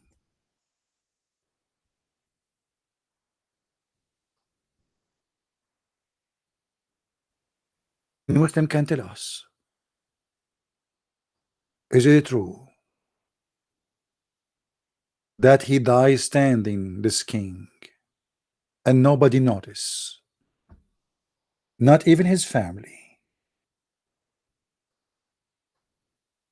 not even his wives, not even his army, not even his ministers.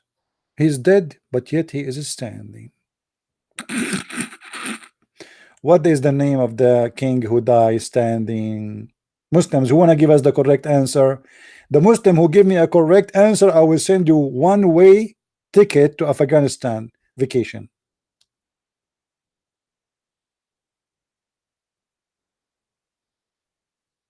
Any Muslim can tell me who is the king, who is the prophet in Islam who died standing because he was holding a stick?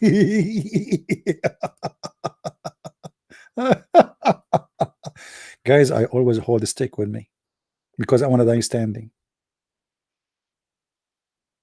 Imagine this mad religion told him that Solomon, he dies standing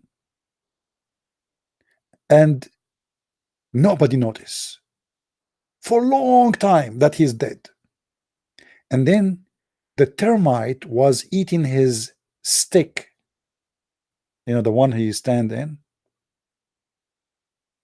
The termite, they ate the stick, and this is how they notice he fell down. This is why they noticed that he's dead. Oh boy, Muhammad, you are hilarious, my brother Muhammad, prophet of Allah. You are hilarious. You are the most authentic prophet. I mean, you are the best. Even the genie, guys, even the genie did not notice.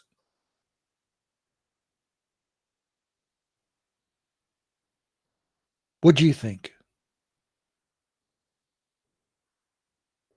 How this story happened? Any Muslim have an explanation? Hmm.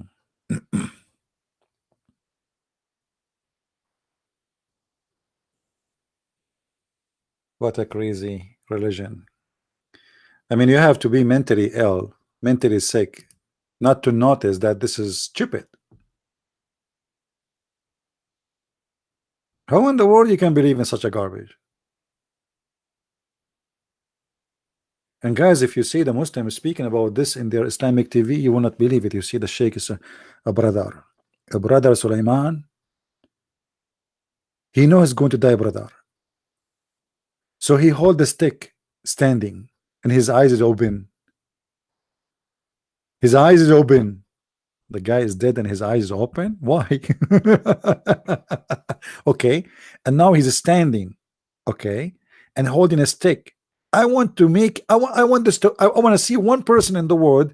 He die holding a stick and he standing like this after death. Is that possible? Muslims, is that possible? If I hold a stick and I die, I will stay standing?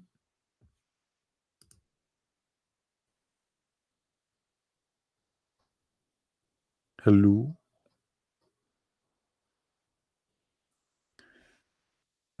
Why afraid? This is in Surah Al-Ma'idah. What in Surah Al-Ma'idah?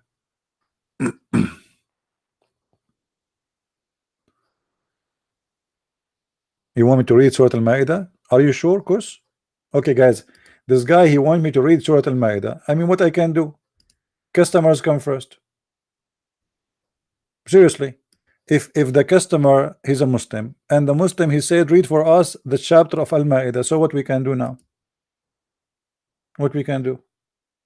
Do you want me to read about Allah sending to Jesus 7 whales in sandwiches?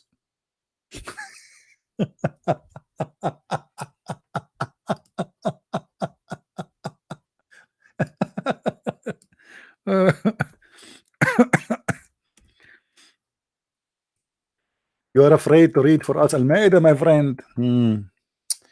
Read carefully, guys. The story which is taken supposedly from the New Testament, but look how stupid Muhammad is. Chapter 5, verse number 112. And the disciples say to Jesus, Son of Mary, is the Lord able to send down to us a table? This is what they say to him. Those guys are with him all the time and they saw tons of miracles, and now they are asking for a table.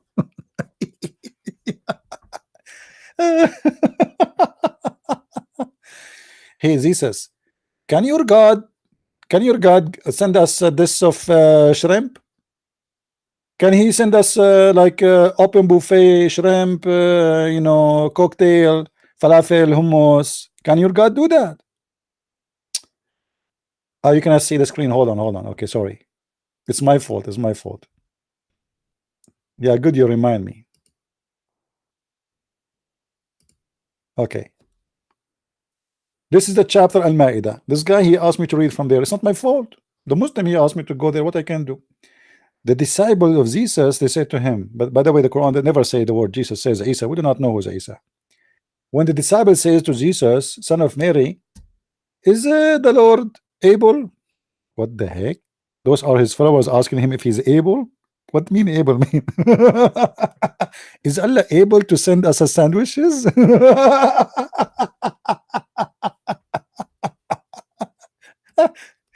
This is a book made for kids or made for adult? Abdul, is that a book made for kids or for cartoon? The disciple, they said to Jesus, can your God send us sandwiches? Okay, we want hamburger. Can your God send us hamburger? Okay, and I want Isa, hold on. Okay, I want ketchup, mayonnaise,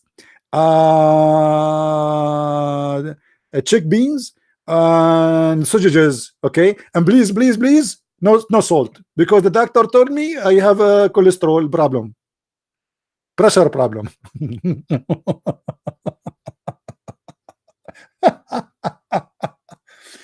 Guys, if you read the interpretation of this story, you will die from laughing.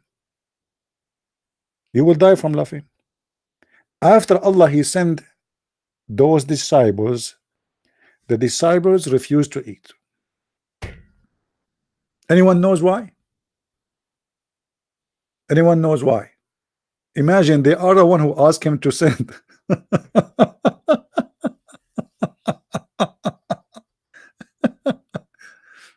Anyone knows why they refused to eat it? Who knows? Hey, Vox. Good morning, everybody. Good morning. You know what I can do? A Muslim, he challenged me, so I cannot resist the temptation. I am weak when it's come to Muhammadan. Anyone knows why the disciples of Jesus, after they order their menu and the waitress they delivered 7 whales, brother, 7 whales, 7 whales in 7 loaves. Do you believe it? After they deliver it, the disciple, they refuse to eat it. Anyone knows why? What do you say?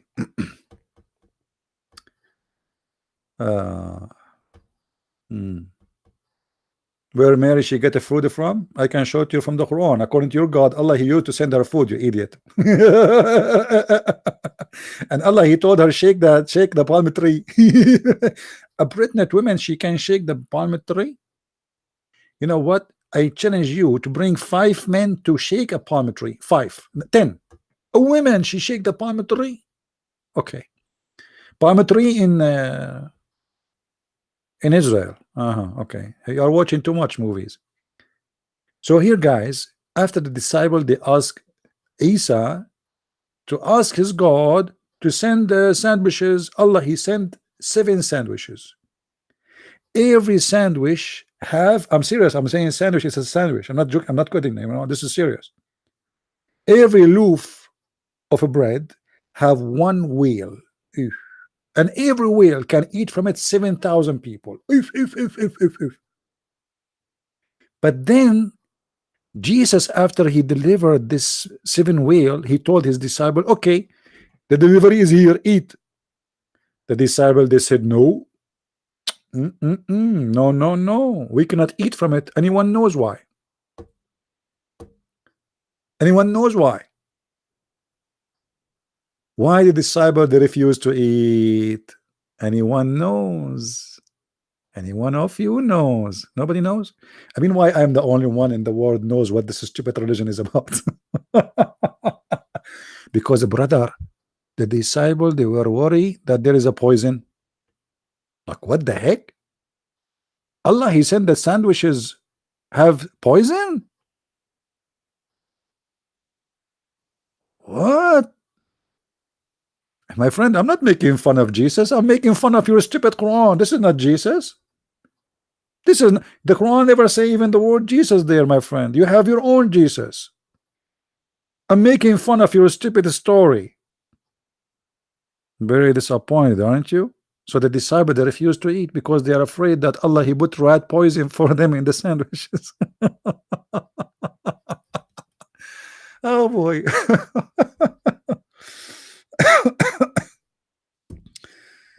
Any Abdul, is that a true story? So the poor Isa, he called Allah, he asked Him to send sandwiches, and guys, and those who ate from the sandwiches, anyone knows what happened to them after that? Anyone knows? None of you knows, right? Okay, I get it. I'm the only one knows here. The one who ate from the sandwiches, Allah blessed their life, and after that they never suffer from hunger. I want to eat from that sandwich, man. 1 bite, you never eat again. That's it. You are full of energy for the rest of your life. And not only that, all those who ate from the sandwiches, the 7 sandwiches of Allah, they never get poor. All of them became rich. They never get sick. They never have a vision problem. They never have diarrhea. They never have any kind of sickness. They never lose their teeth.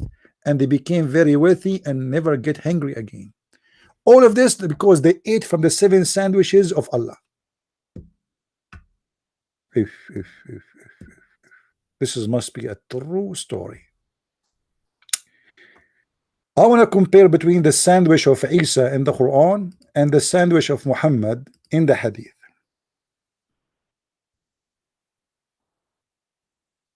Look what happened to the poor Muhammad. Muhammad, he ate a sandwich. It was a goat. He said, the Prophet in his element of death, he said to Aisha, oh Aisha, hey Aisha, Aisha, here, look at me. I feel the aorta, my aorta is getting off. What, my husband? What are you talking about? Your aorta is cutting off? Yes, yes, yes, yes, it's cutting off. You don't believe me? Put your hand here. No, no, this is not my aorta. This is my eye. Aisha, here, here, here. Yeah, this is not. Stop digging my nose. Down, down. Okay, here, yeah, here, here. Yeah, this is here my aorta, and I feel it cut it off. Okay, why husband? Why you do aorta cut it off? Because I ate a goat. I ate a goat, and this goat have poison. So the one who eat from the sandwich of Isa, he never gets sick.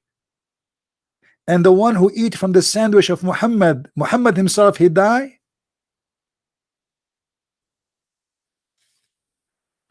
Anyone Muslim can explain to us what's going on?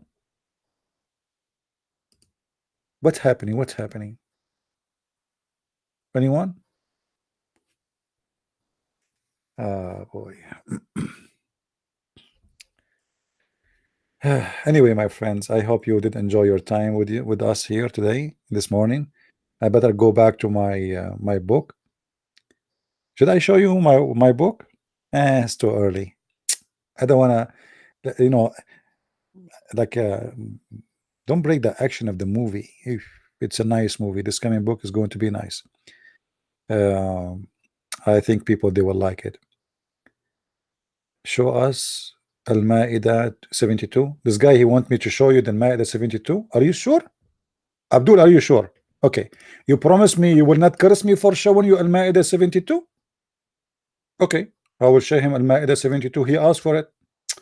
I mean, this guy was almost dying. He wanna show us Al-Ma'idah 72. All right. Okay. Here we go. Al-Ma'idah 72, my friend. Customers come first. You know, we have to be honest here. All right. لقد كفر الذين قالوا إن الله هو المسيح ابن مريم. Hold on, hold on. You are the one who asked me to show you this one, right? Okay. Hold on, hold on, hold on. I mean, this is horrible. This is horrible. Let us go there. This guy, I think he's a Jew. He is working against his prophet. He's working for the Mossad.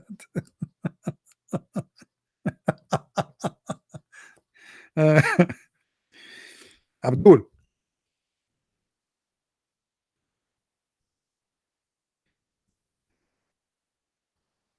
just to show you how smart the Muslims are. By asking me to read this verse, you just got your prophet busted. لقد كفر الذين قالوا إن الله هو المسيح. Okay, what does that mean? Let us go. Chapter 5, verse number 17. Yusuf Ali. They do blasphemy indeed, those who say Allah is the Christ. So what the Christian they say? Guys, remember, Allah is the Christ. Do you see it? Okay. Let us go to different Quran, just to show you how stupid Muhammad again. Oof. Muhammad, he keep doing poo-poo. It doesn't matter how many times you say to him, Muhammad, don't do it here. لقد كفر الذين قالوا إن الله ثالث ثلاثة. They commit blasphemy, those who say Allah is the third of three. Do you see it?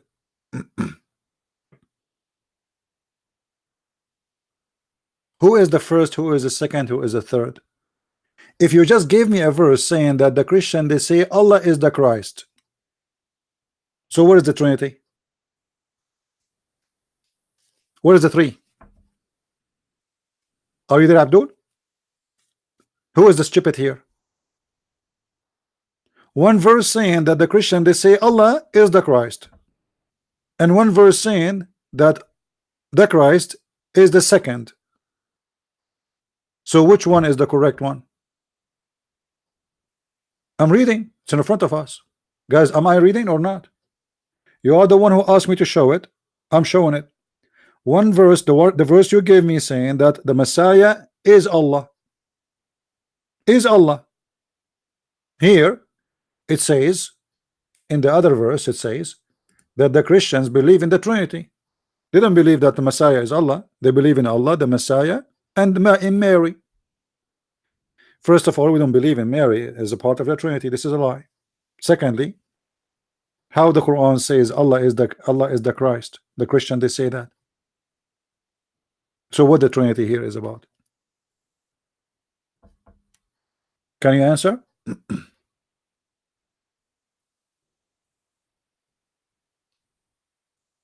Guys, do you see in the front of you? This is the Muslim translation. It says Allah is one of the three. Correct? Okay, name for me the three. Allah is one of three. Other verse saying Allah is the Christ. So which one of them is correct?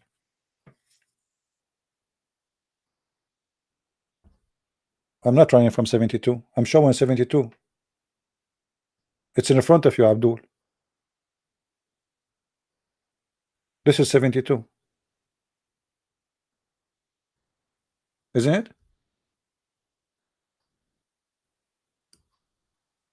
This is the same chapter, Abdul. I'm just showing you in 2 pages. You see how stupid you are? The same chapter. This is 72 and this is 73. What's wrong with you? How in the same line it says Allah is the Christ, and then the verse after it says Allah is one of three?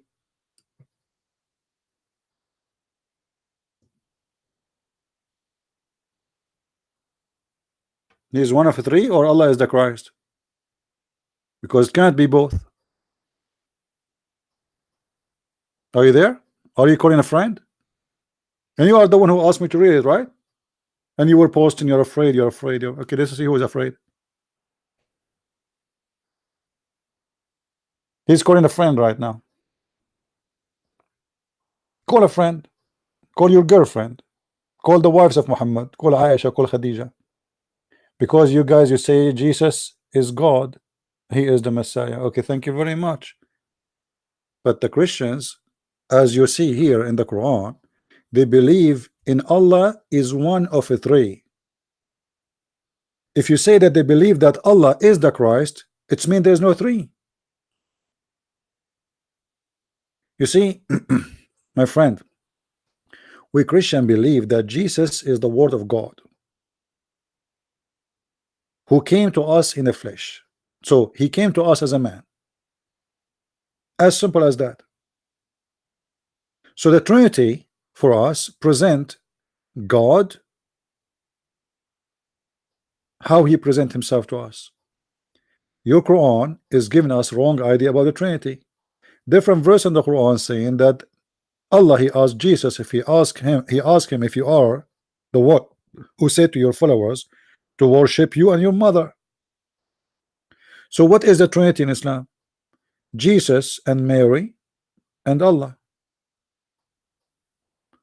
But verse number 72, it says the Christ is Allah. But the Muslims confirm to us that the Christian believe in three gods. If the Christian believe that Christ is Allah, then there's no three gods. That's meaning Muslims are lying about our belief. So which one is correct? Why we are kuffar if we say that Christ is God and he is Allah? Let us say, I don't believe in Allah anyway, but let us say for the sake of argument, that's mean we believe in one God. So why the verse saying we are committing blasphemy against God? Is that because we say Christ is God, or because we are believing in three gods?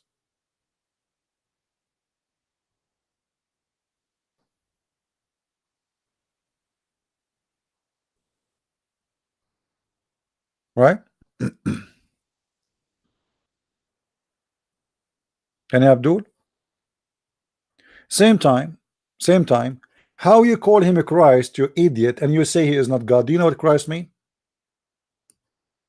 Anyone knows what a Christ mean? You just confirm that he's God.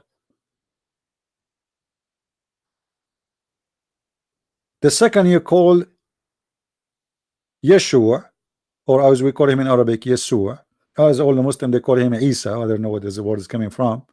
The second you call him the Christ, you just confirm that he's God. How you call him Christ? Any Muslim can tell me how you call him Christ? You just gave him a title of God. What Christ mean?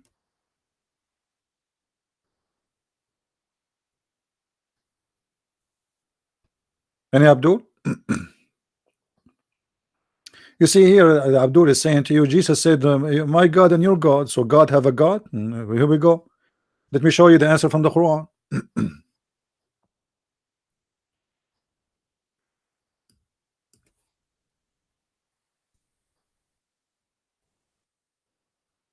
هو الذي خلق لكم ما في الأرض جميعا. Okay. What? هو? What هو? Translation. Yusuf Ali.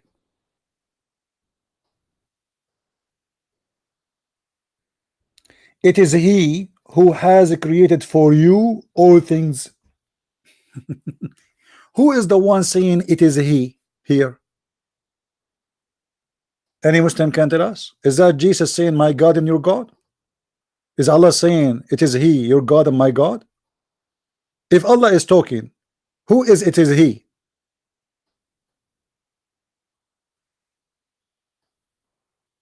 Any Muslim can tell us? It is he who? Who is talking and who is saying it is he? Ah, this must be Jesus saying it is he.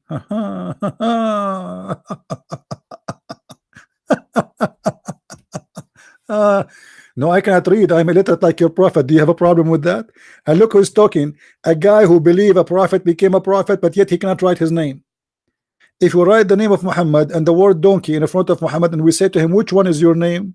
Muhammad, he will have no idea. He might pick up the donkey. No, I do not know how to read. Do you have how to read? So who is it? Is he? Who's talking there? Is that a mistake in the Quran? And I can show it to you over the Quran all over.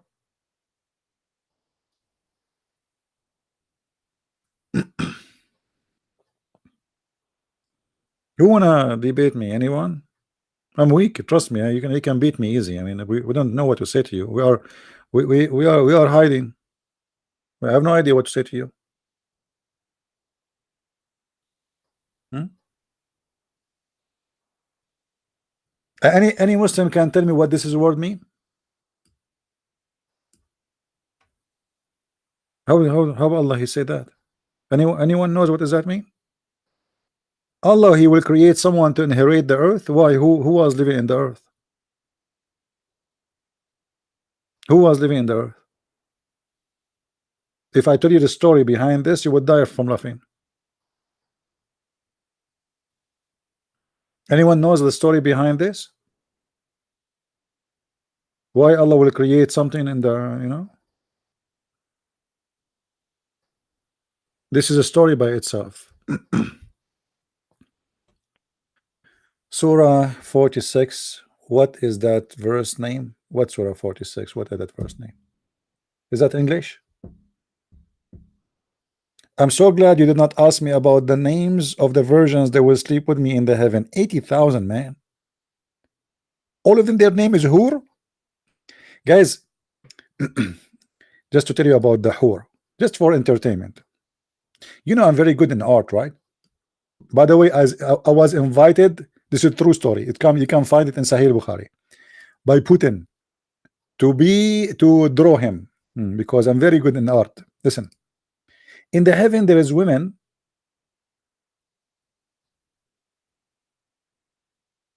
Oh boy, look at this. Wow. This is a woman. Look at those eyes. She looked like a witch. Oh boy.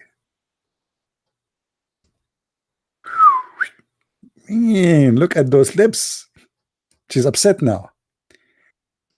Allah in the heaven will give us women like this, very sexy, very, very super sexy. All of them, they have one face. All of them, they have one name. All of them, they have one age. All of them, they have one height. All of them, they have one color, which you can see through, which means jellyfish. Unbelievable. How beautiful that is. Abdul, what the point of having 80,000 female? All of them, they look the same. Any Muslim can tell me? What do you mean, so what? If I sleep with one of them, I sleep with the rest, because all of them, they have the same voice, the same name, the same height, the same color, the same clothes, which mean all of them, they are twins. What do you mean, so what? So what the point of 80,000? One is enough.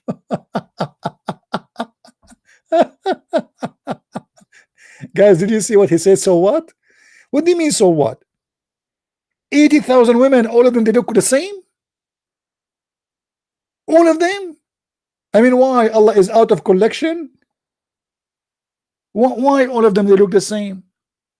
All of them, they sing the same song. Guys, all of them, they sing the same exact song for eternity. It's like a Barbie, you know, you hit the bum. My name is Barbie. I am the Barbie. Aziza Bruda Dido, the kid of Nadabi. The battery is empty. Please replace me before it's empty. Thank you. This is God, and this is heaven. Isn't it enough to have one woman instead of 80,000? Because why I want to let her go and the other one come if she look exactly the same? She have the same name, the same voice, the same hair, the same skin, the same eyes, the same, everything is the same. So what the point?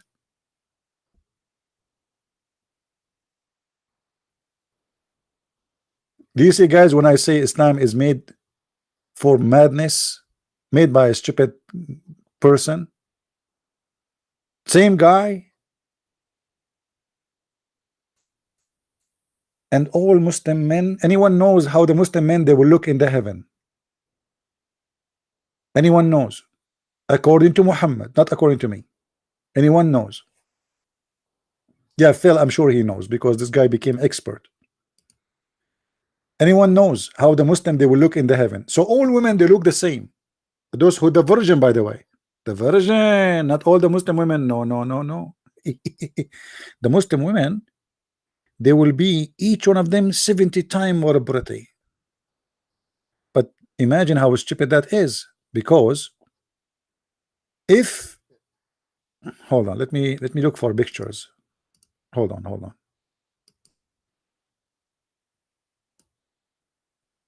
I will look for pictures to explain to you.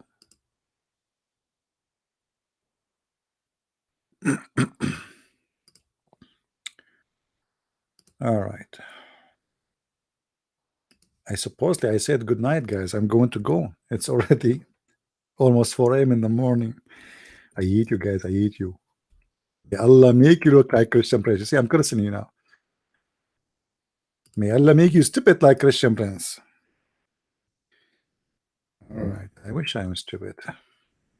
At least I will be able to sleep normally like everybody. All right. Let us see here. Okay.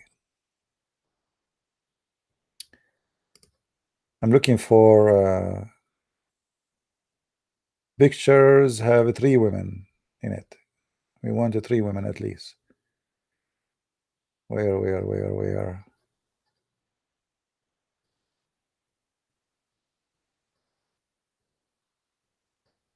Okay, here we go. We found the 3 women finally.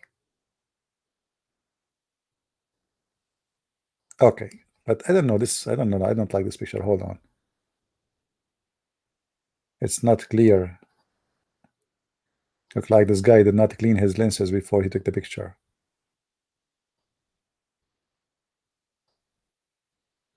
It's hard to find 3 women in the same time in one image. Okay, let us use this picture here.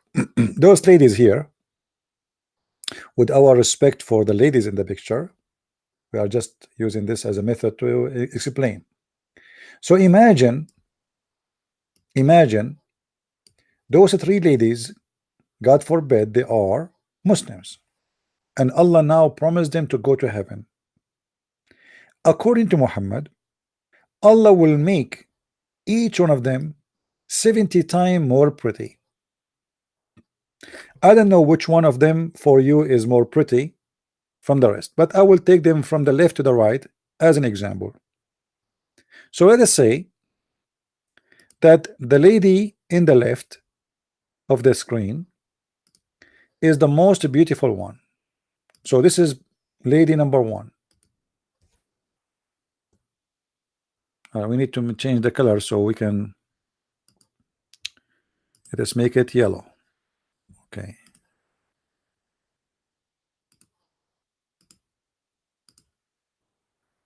All right. So the lady number one is the most beautiful. Number two is the second beautiful. Number three is the third beautiful,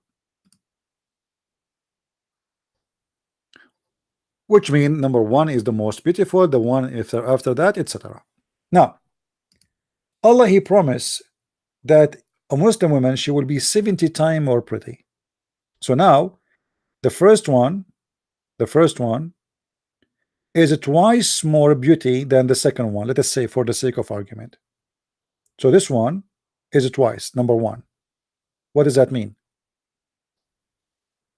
You know what? To make it easier, let us switch. Let us switch the numbers. Let us say that the one in the right is 3 times more pretty from the first one, and the second one is twice more pretty from the first one. Just to make it easy, I don't want to switch the numbers. So here, if you look with me, let us take this banner down, so you guys, you can see. All right, sorry, I didn't see the numbers. All right. All right, now it's better, right? Let us start from the beginning. Hold on. So I will do correction. If we say that this lady in the left is 3 times, is the most beautiful, so she is 3 times more beauty than the first one. The second one is twice more pretty from the first one. The third one, she is not pretty from anyone. I'm not making, by the way, I'm not speaking about the beauty, I'm just giving an example. Now, if Allah will make each one of them 70 times more pretty, so this woman already is 3 times more beautiful than the first one. 3 times. So that's mean what? 3x 70.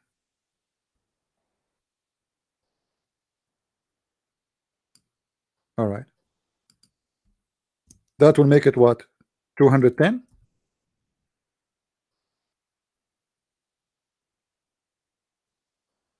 Is that correct? Okay. The second one is going to be 2x 70. 2x 70. X 70. What is the total? 140. 140 times more pretty. Okay. The last one is 1x 70. X 70. Total is 70.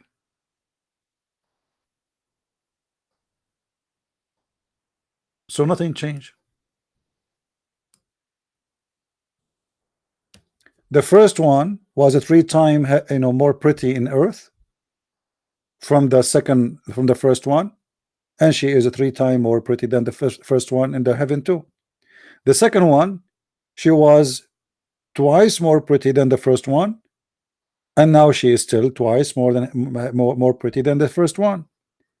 And the first one Still, she is the same. Nothing changed. She is, yes, more 70 times more pretty, but compared to her friends, she is the lowest between them. So what the change happened? Are you getting my point?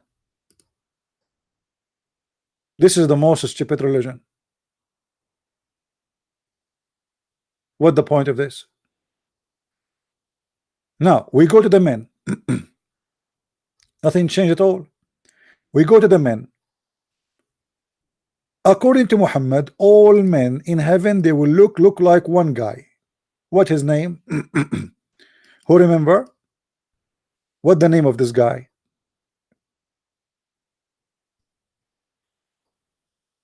This guy, his name is Yusuf. So all of them, they will look like Yusuf. How are you doing, Yusuf? I'm fine. We will look like you, brother. Wonderful. Yusuf, which means Joseph, is the most handsome guy ever in history. Nobody is better looking than Yusuf. I mean, what I can say, I mean, it's not even Christian Prince. You believe it? Even Christian Prince is not even close. So listen carefully. All the Muslims in the heaven, they will look like this guy Yusuf. Let us draw Yusuf.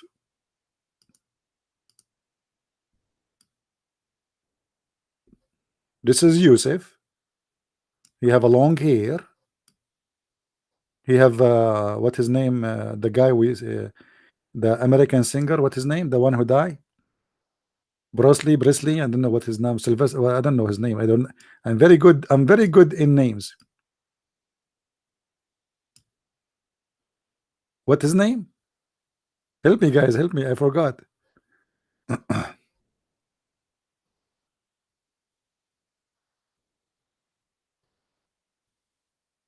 Elvis. Yeah, Elvis. Look, those are the lips of Elvis. Look, he's singing now. He's singing. All right. This is Elvis. All right. You look like my grandmother, brother, when she used to work as a witch. Anyway, so this is Mr. Elvis. Okay, this is his eyebrows.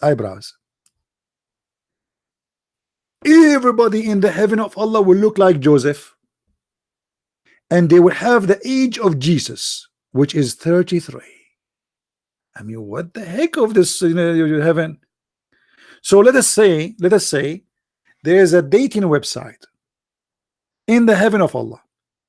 Everybody in the heaven of Allah, his name is Yusuf.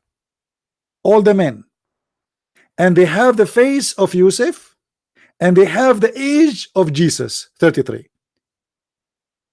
All the women, the Hur, they have one name, Hur. They have the same face, the same height, the same eye color, the same hair color. So if we make a dating profile in the heaven of Allah, what we will find? My name is Yusuf. My age is 33. I'm 66 foot tall, and I speak Arabic. Okay, next guy. My name is Yusuf. I am 33 years old, and I look like Yusuf. This is my profile, and I am 60 foot tall. Okay, this third guy. My name is Yusuf, and I look like Joseph, and I am 6 foot tall, and I am 33 years old. Next guy. I mean, what the heck? This is heaven. Everybody look the same, and everybody is white.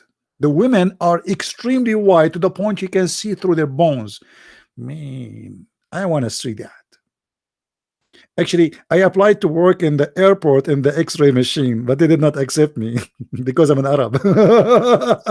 They said no, not good for security. Unbelievable discrimination. You see through their bones. I mean, this is alone is sexy. I wanted always to marry a jellyfish. This is heaven of the stupid ones. This is heaven of the stupid ones. There's no way a human being, he have a little brain, will accept such a garbage. All of us, we wear a green, brother. All of us, we are wearing green. I mean, the whole, everybody is wearing green. Why are we in the surgery room? What's happening? Everybody uniform, green, everybody. We will look like the you know what they call them, those insect, they eat leaves. Green leaves. I don't know what to say, Abdul. If this is God and this is Islam, I mean, I prefer to be an atheist 1 billion times and not to be a Muslim for a second. You know, you don't want to believe in Christianity, you don't believe, no problem. You don't want to believe in Hindu, Jew, no. But to be a Muslim, you must be really suffering from mental issue.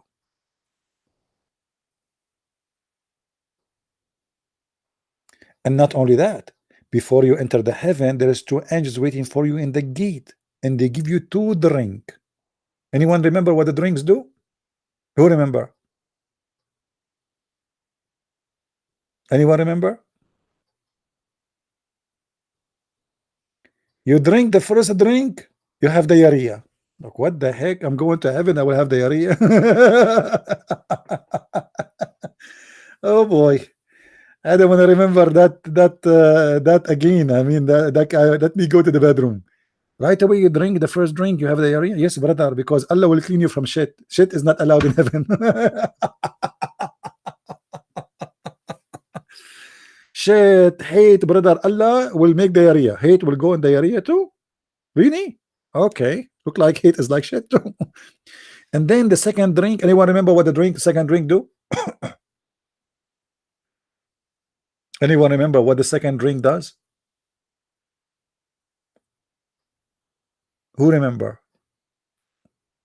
Come on.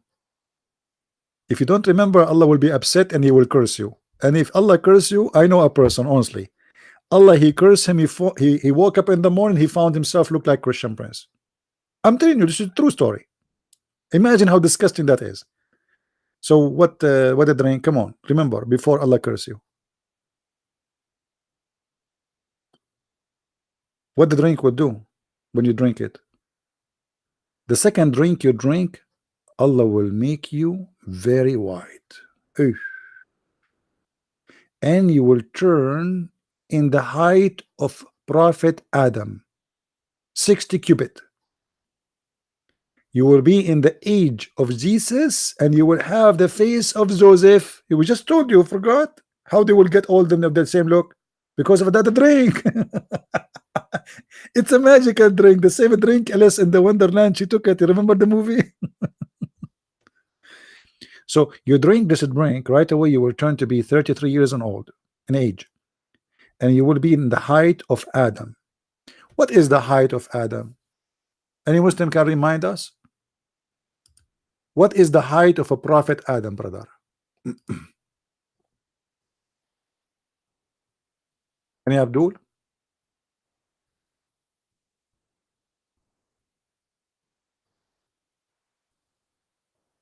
Anyone knows? If you know, if you have like depend in the area you live in, by meter Adam will be about like 30 meters and 60 arms. I mean, isn't it amazing? All my life I wanted to be, I'm very short. Always I have delivery, UPS come, he knock at the door, I open the door, he don't see me, he go, hey, I'm here, hello. So you cannot believe how much I'm waiting for that day. I want to be 60 arm tall. Finally I found a solution. I convert to Islam, I drink that drink, Allah will make me 30 meter tall immediately. I mean, in the blink of an eye. I mean, isn't it beautiful? Let me show you the hadith. Hold on. Hold on. See? You see it? The Prophet of Allah saying, Allah the Exalted, the Glorious, created Adam in his image with the length of 60 cubit. I mean, what happened, man? Why we shrink? 60 cubit? Only? I'm very disappointed. What's 60 feet? 60 cubit. How many centimeter the arm is? Actually, that will be more. What 30 meter? That is the arm. I think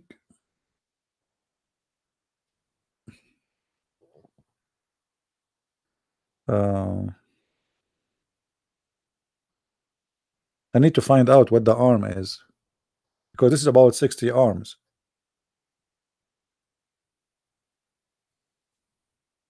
But anyway, we will be very tall. And finally, I will find a woman to marry me. Each time I ask a woman to marry me, she say, "You're to me, you're very short." And because of that, I'm until now very, single. Just wait. I will go and get a drink, the 7 Pepsi Cola, 7-Eleven, and I will come back to you, and I will be 60 cubit tall.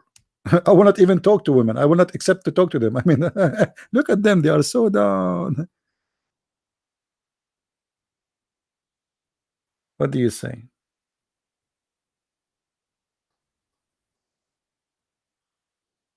You can search in Google, and you will find the Muslims. They have. Let me show you. I want to show you the grave of Adam according to the Muslims and the grave of Noah. Hold on. You will not believe it how small it is. So small.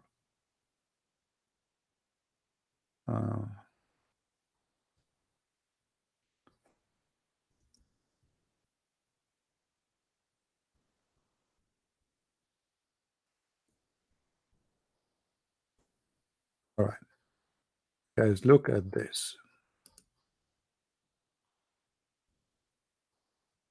Look at this, guys. Look at this. Do you see how long the grave of Adam? And Muslims have his grave? Is really the Adam is there? If and look how long. Oh man, look at this picture. Let us see if we can show the picture. Oh, this is a video. We don't want to play video. It's a video. All of this is the grave of Adam, brother. I mean, don't you think it's a small somehow? Islamic port. Hey, okay, here we go. Guys, do you see? Eesh.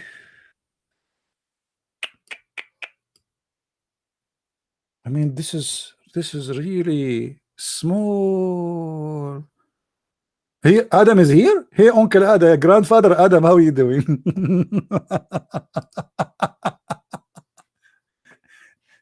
And Abdul, they go there to visit the grave of Adam, brother. Yes, Adam there, our grandfather. Yeah. If you open the grave, by the way, you will find how big his foot.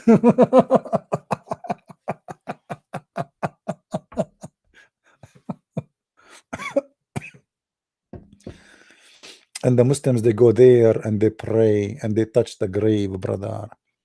You know, this is a scam, by the way. You know, anyone he make a, if you go and search grave of Adam, you will find like this at 2,000, 5,000 graves of Adam Muslims have around the world, in Pakistan, in India, in Sri Lanka. I mean, everywhere. Look like Adam died everywhere, and all of them they are very big grave. Yeah, I'm ignoring you. You are a kid. Next time you come here, bring your daddy. Any Muslim have anything to say? You will be 60 meter tall.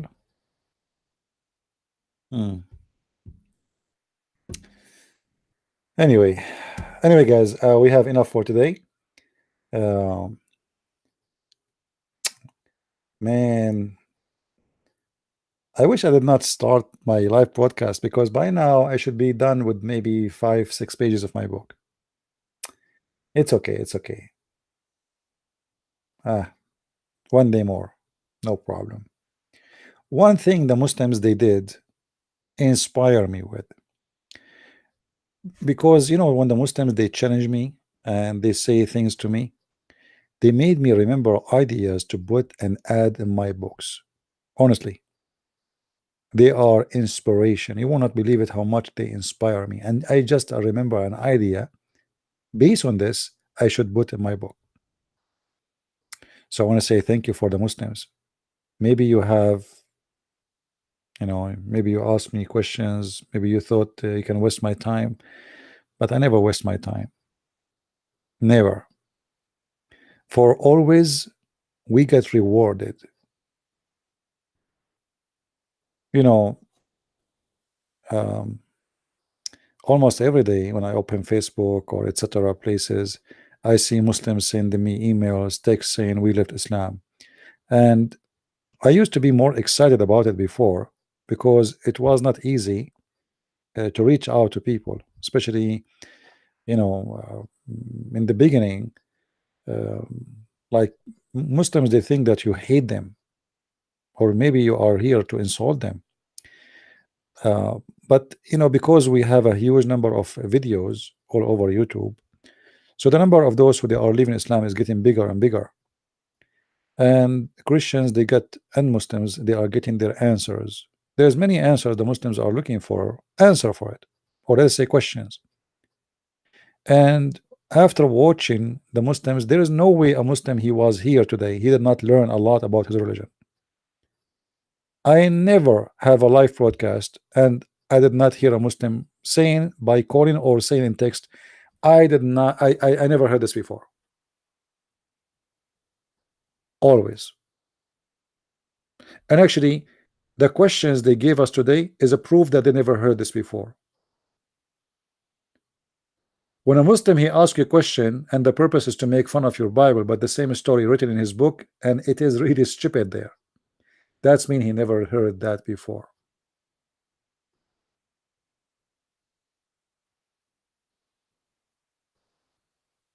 So I'm so glad, that the Muslims are learning, and the more they learn about their stupid cult, the more they will leave Islam. In the beginning, they will say, no, you are wrong.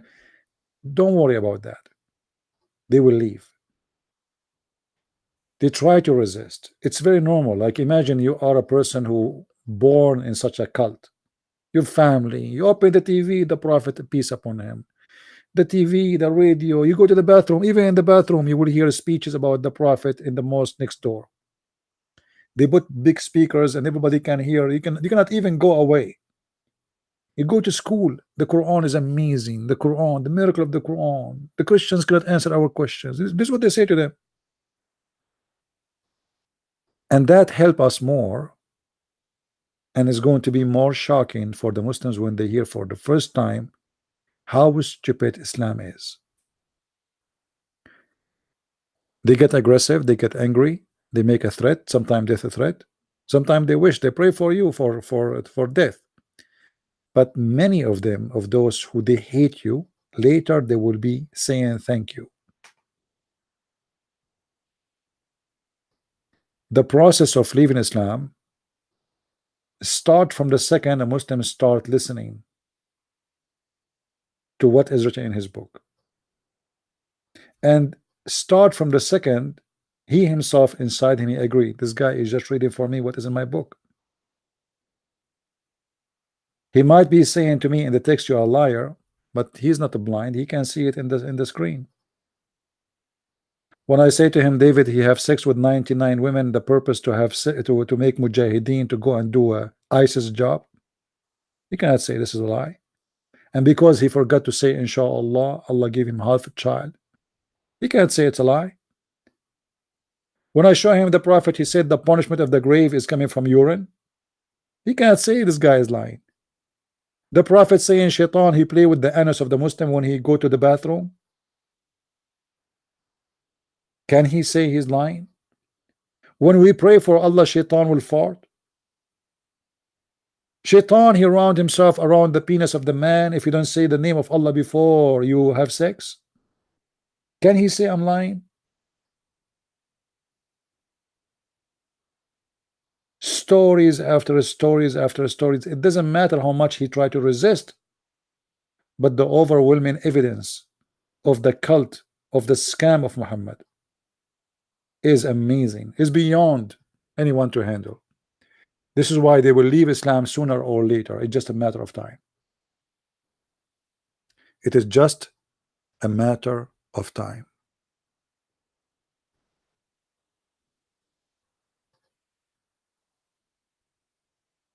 And a drop of water is more powerful than a gun. If you don't believe me, go and see what a drop of water did to a rock.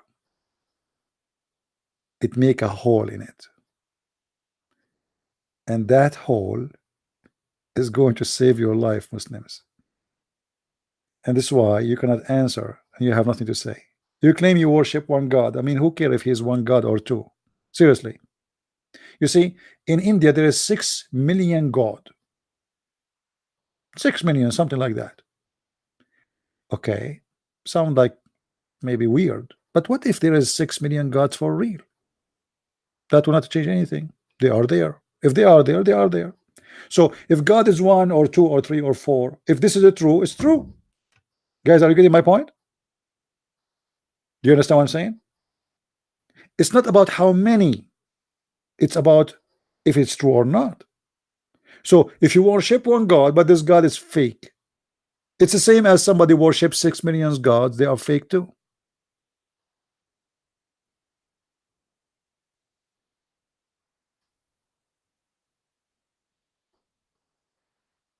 You ask the Muslim what Allah mean, he do not know. You ask the Muslim, did Muhammad speak to Allah? No. Did Muhammad see Allah? No. He ever heard his voice? No. So what do you know? Who is Allah? They don't know. They don't know anything about Allah. All what they know, that there's a God, his name is Allah. That's it.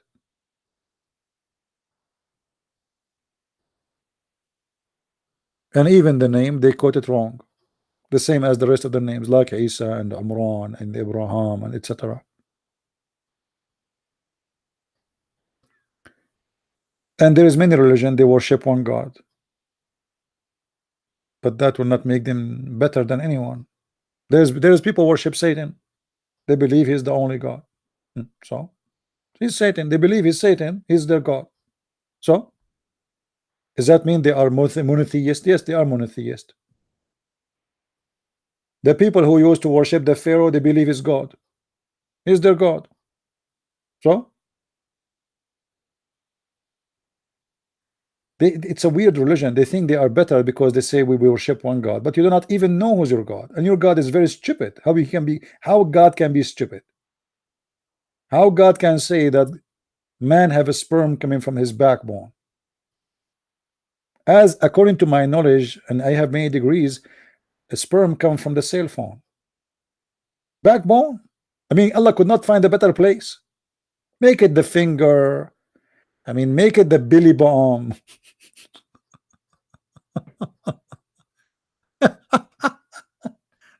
I mean, this God is so good, man. The backbone.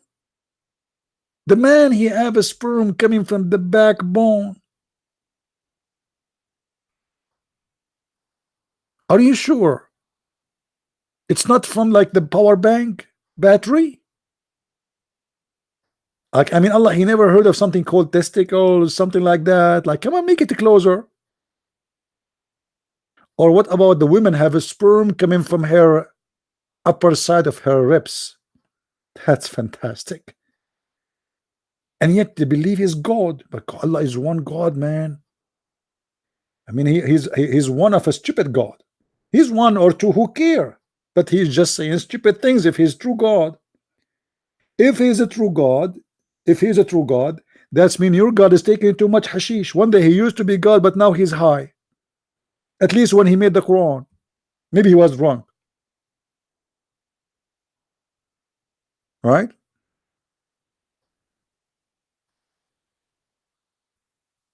And actually, this is the real reason behind I am staying single until now. Imagine you get married, your wife, she go to bed, she take off her clothes, she take off her bra, and then you find that her breasts are not a breast, they are breast testicles.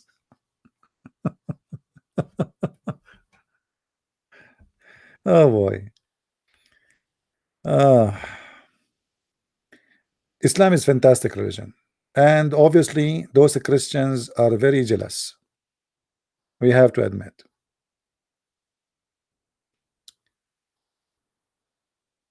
Do we have any Muslim have anything to say before we go? Any Muslim have Mayday? Mayday. Any Muslim have something to say? Allah speaking. Read, guys, read. A gushing fluid that issued from between the backbone of the man and the ribs of the women. Eesh. Why I want to go to school? Why I want to go to school? Allah, He have it here. Read this verse. You became a doctor for women. Here we go. We know now where the sperm coming from. Since when women have a sperm?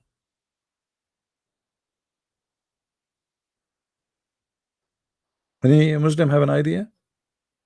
You know what I'm thinking? That Muslim women, they are different, maybe. Interesting. I thought about it.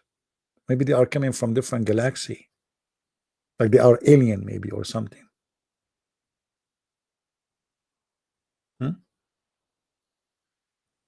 I think this is, if this is alone is enough to convert you to Islam. If Allah is not God, and He is one God, not two. Remember, He's not two, He's one.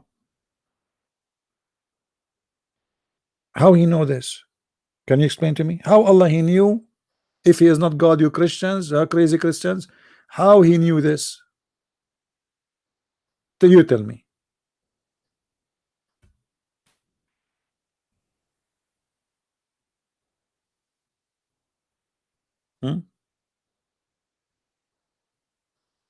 And don't forget, Muhammad, he explained how babies, they are generated in the Quran. If I read it for you, you will go crazy. It's science, pure science. Pure science. God has God in John 20:17. Why you don't read the verse after it and before it, Abdul? Okay, here we go. Mr. Knox. No. Why you doing? Why you block him? Poor guy. You don't see the numbers? Why you don't see the numbers? Why is that? Hold on. No, the numbers are showing. The numbers are there. You see that when the Muslims they speak about God have a God, right? Okay. The Bible from the beginning, from the first page to the last page, confirm one thing: that there is one God, and God does not have a God. As simple as that. So how Jesus said, my God and your God? What the Muslims don't understand, that we Christians believe that the Messiah is a man in the flesh, and at the same time he is the word of God. The Jesus, the man, he says nothing of my own. I have nothing. The man, he have nothing. The man is obedience to God. This is why Jesus, he called himself the Son of Man. But all of us, we knew that even the Muslims believe that Jesus is a son of no man. So how Jesus say he's son of man? That because he is in the flesh, he's a man. So we as a Christians, we don't believe in the man God. We don't have God, he is a man. Our God is not a man. So who is the Christ? The Christ, the word of God, is what we follow, not a man. Otherwise, Jesus is just a man like the rest. What differentiates between the man Jesus and the Christ is his ability. What differentiates between God and me? Nothing, actually, except he is almighty powerful. I have no power of myself. That's it. If I have the power of God, I'm God. If I can do what God can do, I'm God. So what the difference between Jesus, the man, and the rest of the men? They are the same, except he have the word of God and the spirit of God in that man, and that what we are believing in. The power of Jesus is not the power of the man, is the power of the Father, the power of the Spirit, the power of the Word of God. The man, he can do nothing of his own. This is what Jesus said. So when Jesus speak about my Father and your Father, he's speaking to them as a man. Me as a man and you as men, you have no power. And me myself, I have no power except what my Father gave to me. But Jesus said that I am united with my Father. I am united with my Father before the world was created. How he was united with his Father, Jesus answered that in the Bible. When Jesus said to the Jews that Abraham saw my day and he glorified me, he said to him, how Abraham saw your day and you are not even 50 years old?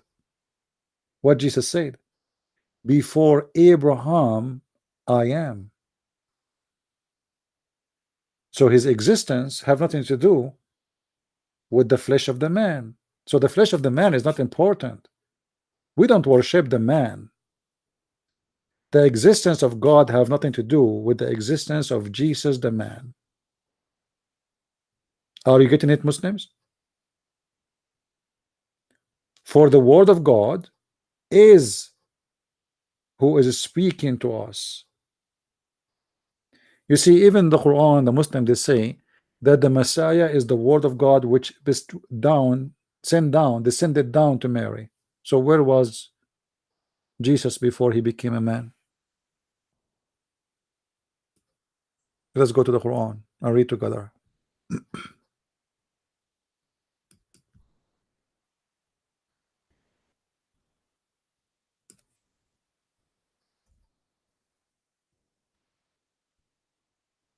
Where was Jesus according to the Quran? This is a question the Muslims cannot answer, but the answer there in front of them in the screen. Read carefully with me, and we explained this many times, but some Muslims are slow, so it doesn't hurt. You see, I'm not using even the gospel to show you how funny you Muslims are. The Quran confirm in the same verse which denied the Trinity that Jesus present the Trinity. Read carefully. All people of the book. And the funny about the God of the Quran, he keep calling us the people of the book, but yet the Muslim they claim we have no book. How you call us the people of the book when we don't have a book? It's like saying the guy of the car who will have no car. It's like saying the tall guy who is short. It's like saying the fat guy who have no fat. It's like saying the man of gold, but he have no gold. This is how stupid the Quran is. Those people, if they are lost, how you call them people of the book still? Guys, do you understand what I mean? When I say you are the book of the, you are the people of the law, it's mean you have the law. But if you don't have the law, I cannot call you the people of the law. That's crazy. So in the same verse which is trying to fight us is confirming that we are the people of the book. You see, the Quran never called the Muslims people of the book. Well, this is stupid. So we are people of the book. Muslims are not the people of the book. So what the Quran is? Are we listening, guys? Why we are called the people of the book, but Muslims never been called, not even once, the people of the book? Because they didn't have a book. As simple as that. Then we continue.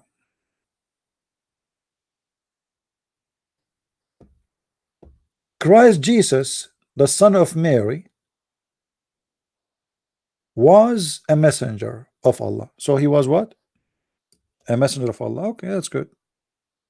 And he is his word. Okay, was Muhammad a messenger and word of Allah? No. Was Abraham a messenger and word of Allah? No. Moses? No. Israel? No. Isaac? No. Ishmael? No. Only Jesus? Why is that? The Quran explains. Jesus is the word of God which sent down to Mary. Do you see it? So what Jesus was before he became a man and a messenger, he was a word of God. The Quran maker here, he is still in chapter 1 verse number 1 and verse number 14 in the book of John. Jesus was a word, and the word was with God, and the word sent down to who? To Mary, the mankind, and have a flesh, and that is the flesh of the messenger Jesus. Do you see it? And the same verse trying to convince us that there is no Trinity is the same verse is convincing us of the Trinity, because now the Quran saying that Jesus is a three. He's a man in the flesh, he's the word of God, and he's a spirit. Because the verse continues saying, and he is a spirit proceeding from him. So he is not just a man, he is a man, and he is the word, and he is a spirit proceeding ing from Allah. So what we have now, we have a Trinity in one. The same stupid verse saying say no Trinity is the same verse confirming the Trinity for us.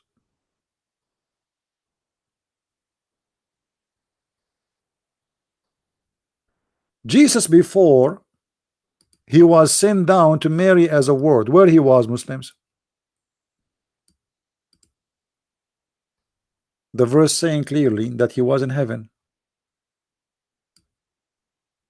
which Allah he sent down to Mary. Okay, so what is the origin of Jesus? Heaven. Where is Jesus now? In heaven. Everybody die from dust to dust. Why Jesus not in the dust? Any Muslim can explain to us? This is not assumption, my friend. This is what the Quran is saying. You Muslim believe that Jesus right now in heaven, Muhammad is dust. So everyone from dust to dust except Jesus. Explain to us why.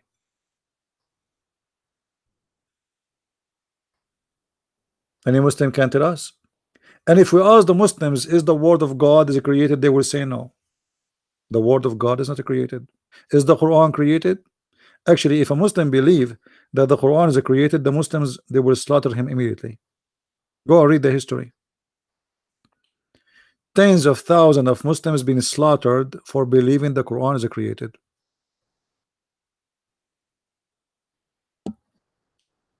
Guys, look what Muhammad he said, because he came as the Messiah. So what is the Messiah? Did you see, guys? Jesus is a special. He is the Messiah, so he have to come from heaven, and that's why now he's in heaven. So Jesus was as a word of God in heaven before he was a man. Okay, now what he's doing in heaven, he's a man, or he's a word of God again? Jesus right now in heaven doing what exactly, Muslims? Can you tell me what he's doing there and why? And Jesus will come back to do what? Any Muslim can tell us. Well, I want to know. I'm laughing because this is stupid. You are saying to us that Jesus is just a prophet, but everybody die except him. You are saying to us Jesus is a prophet, but he's the only one who have no sin. Muhammad have sin. He is just a prophet, but he is the only one who don't die, and he will come back at the end of the time. And what he would do? He will be a Rambo, the Islamic Rambo. He will kill Shaitan, and he will kill the pig. Have you ever heard of a fight between God and pig? What's wrong with this God? Pig is a stupid animal. God wanna fight a pig? I mean, how stupid this God is to put his head in the head of a pig. It's a pig.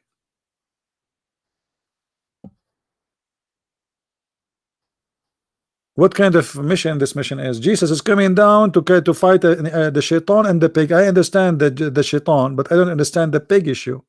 What the problem with Allah with the pig?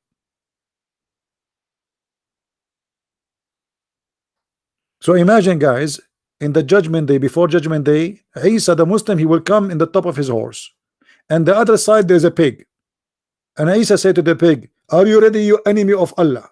The pig says, "Whoa, whoa, whoa, whoa." Said, "Are you ready? Prepare for your death. Allahu Akbar, takbir." And then Jesus, he lunged at the pig, and the pig, he lunged at Jesus, and they start fighting like grenade, give me grenade. Oh, yeah. And the pig in the first round, he get injured. Like, oh, give me that. He asked his wife to give me some, like macaroni in the bondage, and he's shooting at Jesus, but Jesus is like, you cannot kill Jesus. Are you kidding me? You cannot kill Jesus. This is a Muslim Jesus. You can kill the Christian Jesus, but you cannot kill the Muslim Jesus. Are you crazy or what? The Jews, they tried before. They try. So the pig, he will be shooting at Jesus, and Jesus, like, he's a bulletproof. I mean, what a stupid story.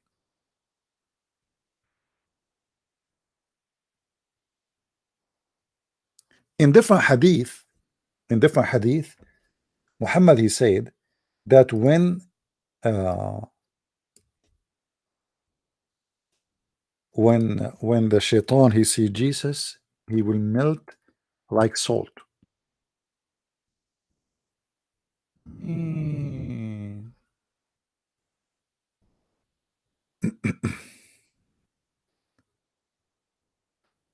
Let us see if we can find it.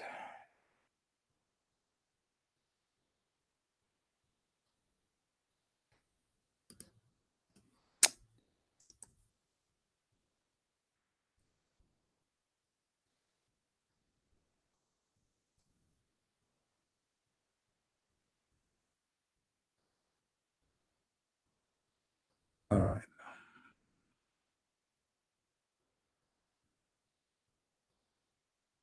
Let us try now.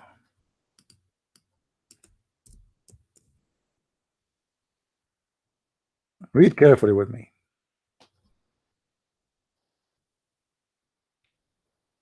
Actually, here in this prophecy is very stupid. This hadith again proving Muhammad to be false prophet, because Muhammad, he prophesy that an army from the city of Al-Madinah will attack the Constantinia and will conquer it. But all of us, we know that the army who conquered the Constantinia was the Turkish.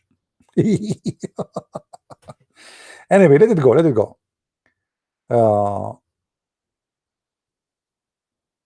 Read with me carefully. Then come Jesus, the son of Mary, would descend.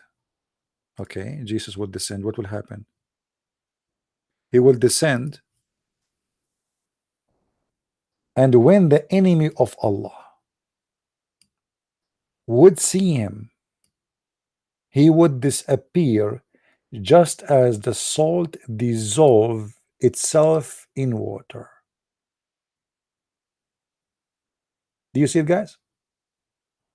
Isn't it? This is amazing. Muhammad, he just witnessed that Jesus is God. Why shaitan will dissolve when he see Jesus? How come shaitan did not dissolve when we saw Muhammad and gave him satanic verses? In the front of Jesus, shaitan will dissolve like salt. In the front of Muhammad, shaitan, he jump over his shoulders and he make him like a monkey. Any Muslim can explain to us what's going on? Well, what is power Jesus he have to the point shaitan? Do you know what the power of shaitan is? Satan is a very powerful person, according to your Quran at least. So why he will dissolve in the front of Jesus like salt?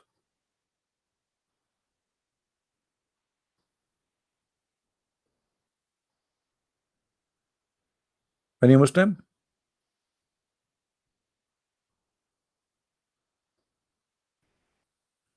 This guy is a kid. Just let him out. He keep repeating the same thing. We answer you about 72, you idiot. Just get lost.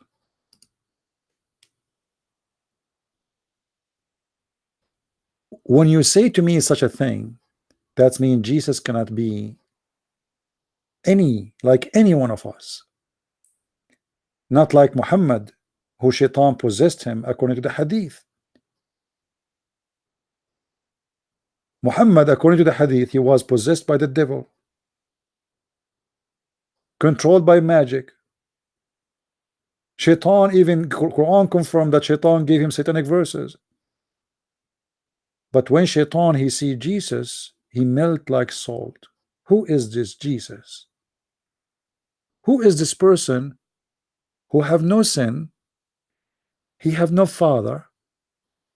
He is alive now. He can make the blind see without giving him medicine. He can make the dead man come back to life without giving him medicine. He can make the disabled walk. He can heal anything, anyone. He can walk in water. He can feed thousands. He can forgive sin. And he, when shaitan see him, he melt like salt.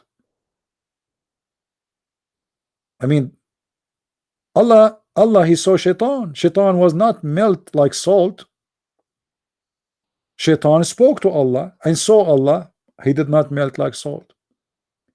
Shaitan see Jesus, he melt like salt, according to the Quran, the hadith of Muhammad, not me.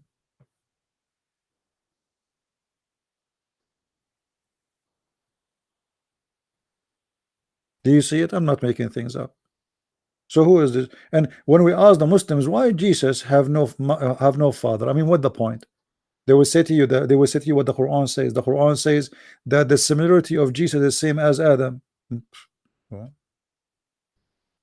How? Where is the similarity between Adam and Jesus?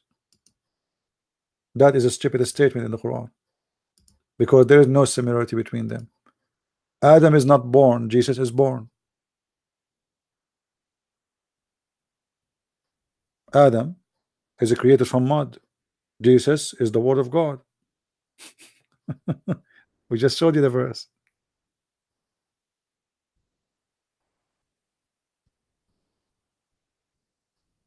Let me show you.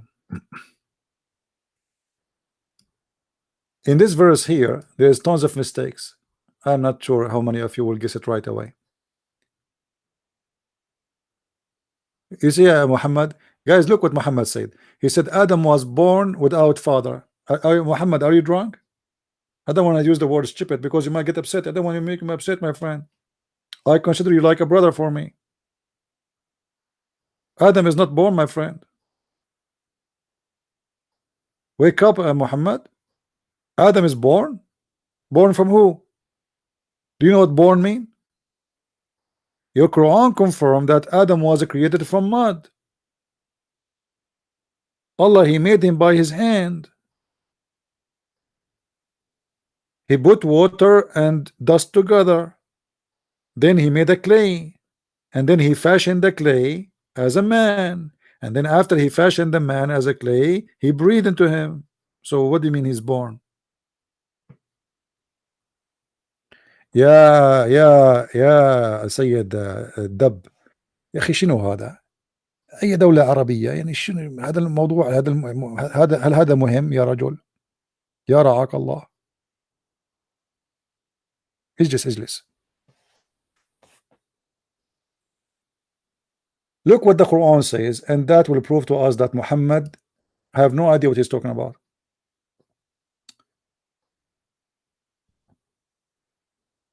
He said that the similarity of Jesus before Allah as Adam, he created him from dust.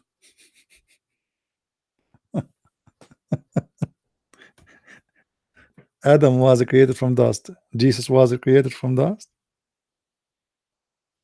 Are you sure? So what chapter 4 verse 171 speaking of? That Allah he sent them down as a word of God. What dust? In what process that Jesus was a dust? How? Same time, look what the Quran says. Then he said to him, be, and he was. And this is my challenge to the Muslims. Did Allah say to Adam, be, and he was?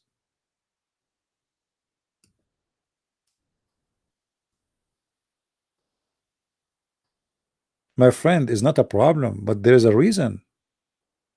You see, Muhammad, when somebody says to me that Jesus have no father, I need to know why. I understand Adam is the first man, so it's normal. Okay, so now we have one person, he is created from dust, and then the women created, and after that the Quran says in chapter 25 verse number 52, وَجَعَلْنَاهُ نَسَبًا وَصِيرًا. We made after that every human being from sexual relationship by relationship. It's the Quran saying that. So the first one is Adam and Eve from dust. Well, Adam was from dust, even Eve is not. So according to your Islam, not according to me. And then after that, nobody is created from dust. Nobody. You see, metaphorically, yes, we say we are from dust to dust, yes. But the real one who created from dust is Adam. After that is a reproduction. God gave Adam and Eve the ability to reproduce. As simple as that. So God, he produced Adam for us and our mother Eve. After that, everybody is a reproduction. So how Jesus is from dust? Secondly, Allah never said to Adam be, and he was. That's a lie. All the verses of the Quran, and I can show it to you one by one, including the hadith. Adam was created so slow, to the point Adam himself, he said to Allah, finish me before the sun set.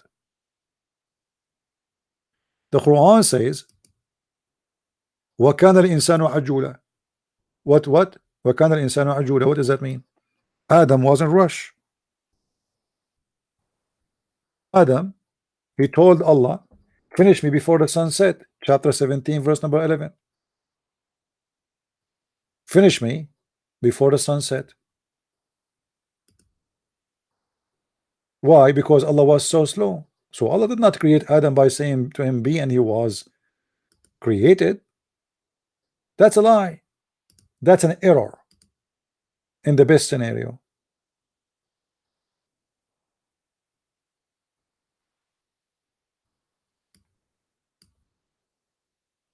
Do you know Arabic, Muhammad? I forgot if you know Arabic.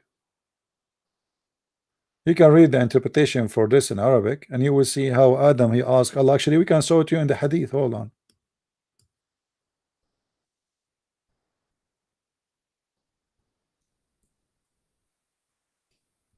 You can search it in Google.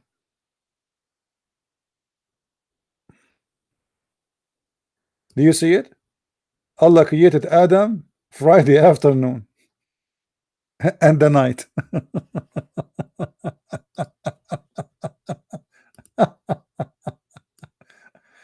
Ah, boy. And then if you read the rest of the story, there's many hadith, you will see that Adam, he say, Adam, guys, when Allah, he was created Adam, if I read for you the story, maybe next time I remind me, I can show it. Adam, when Allah, he was creating him, he breathed into him. So Adam, he sneezed, achoo. So Allah said to him, bless you.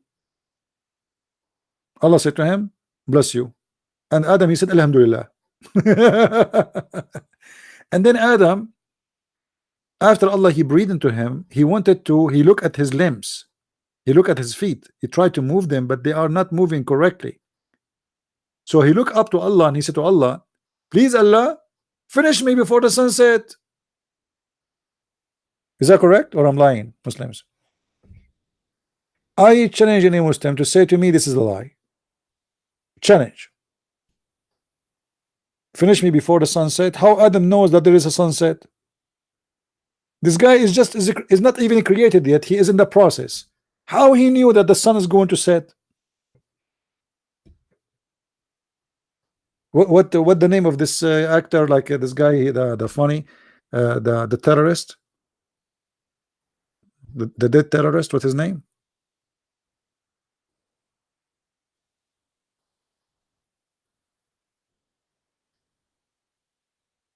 I forgot his name, the funny one.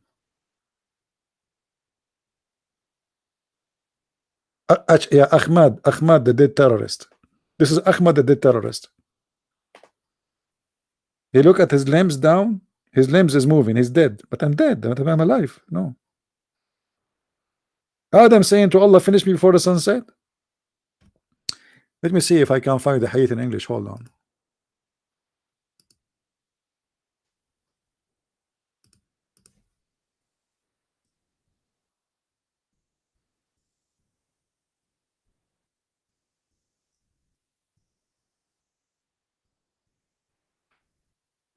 All this typing, I was typing in Arabic. You believe it? I'm searching, trying to find it in English. Oh, okay. um,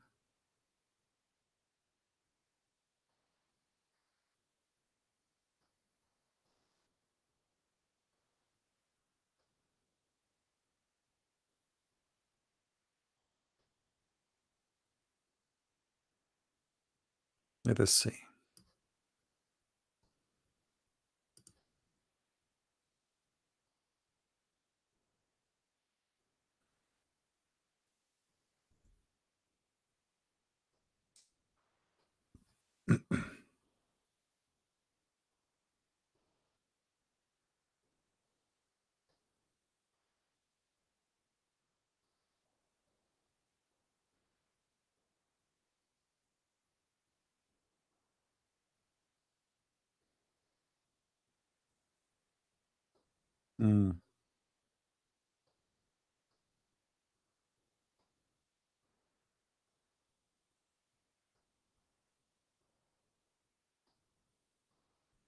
Trying to find. No, I will find it for you in English. I'm sure I saw it before in English somewhere.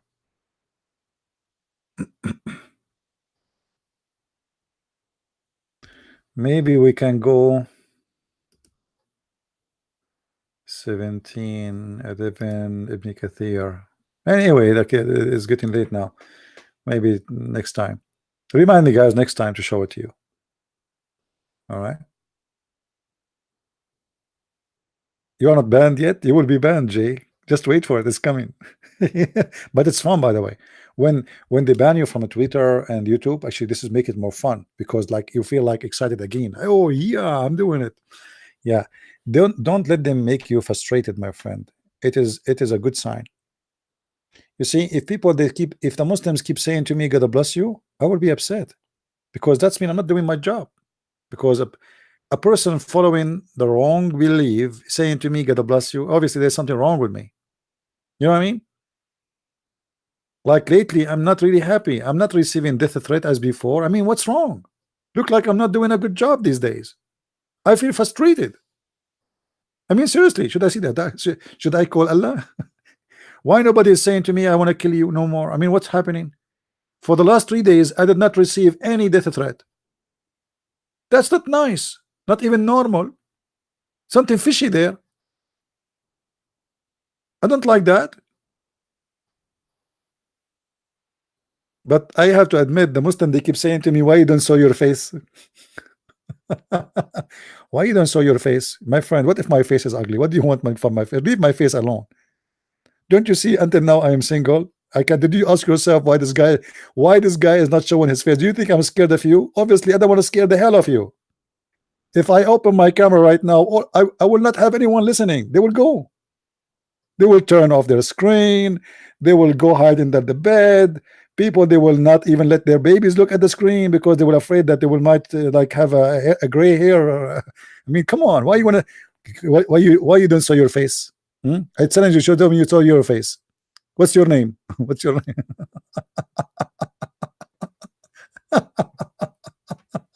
Show me your face. Show me your face. I want to see your face. If you are a man, show me your face. Abdul, did you see the face of Allah?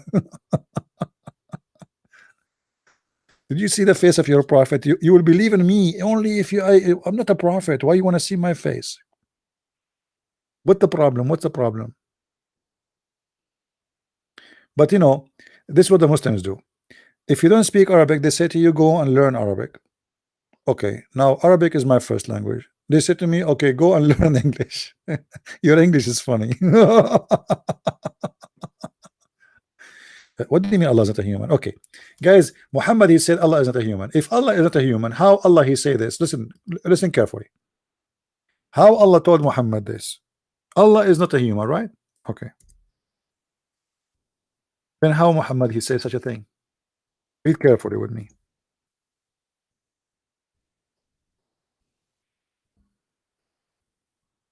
The Prophet SAWS, this is a brand, by the way, very famous brand. I have told you so much about the Dajjal, the Antichrist, and I am afraid that you might not understand. The Antichrist is short and haunted, woolly-haired, one-eyed, eyesightless, and neither protruding nor deep-seated. If you are confused about him, you should know your Lord is not one-eyed. How Allah is not a man, and Muhammad is worried that the Muslim will be confused between him and the man, and what he's talking about, the look and the eye. So the only difference between Allah as a look, your Lord, and this man, the Antichrist, is the right eye. So how Allah is not a man, but the only difference between them is the right eye? Can you tell me? That's mean Allah have two eyes. I thought Allah is a frog, or or a fly. He have like 1,000 eyes. Allah have two eyes. He's not a human, but he have two eyes. Okay. And he is not. He's deep-seated. Allah is deep-seated. This is disappointed or disappointing. I thought like he would look a little bit different. How he can wear jeans with deep-seated? Well, they have big size anyway.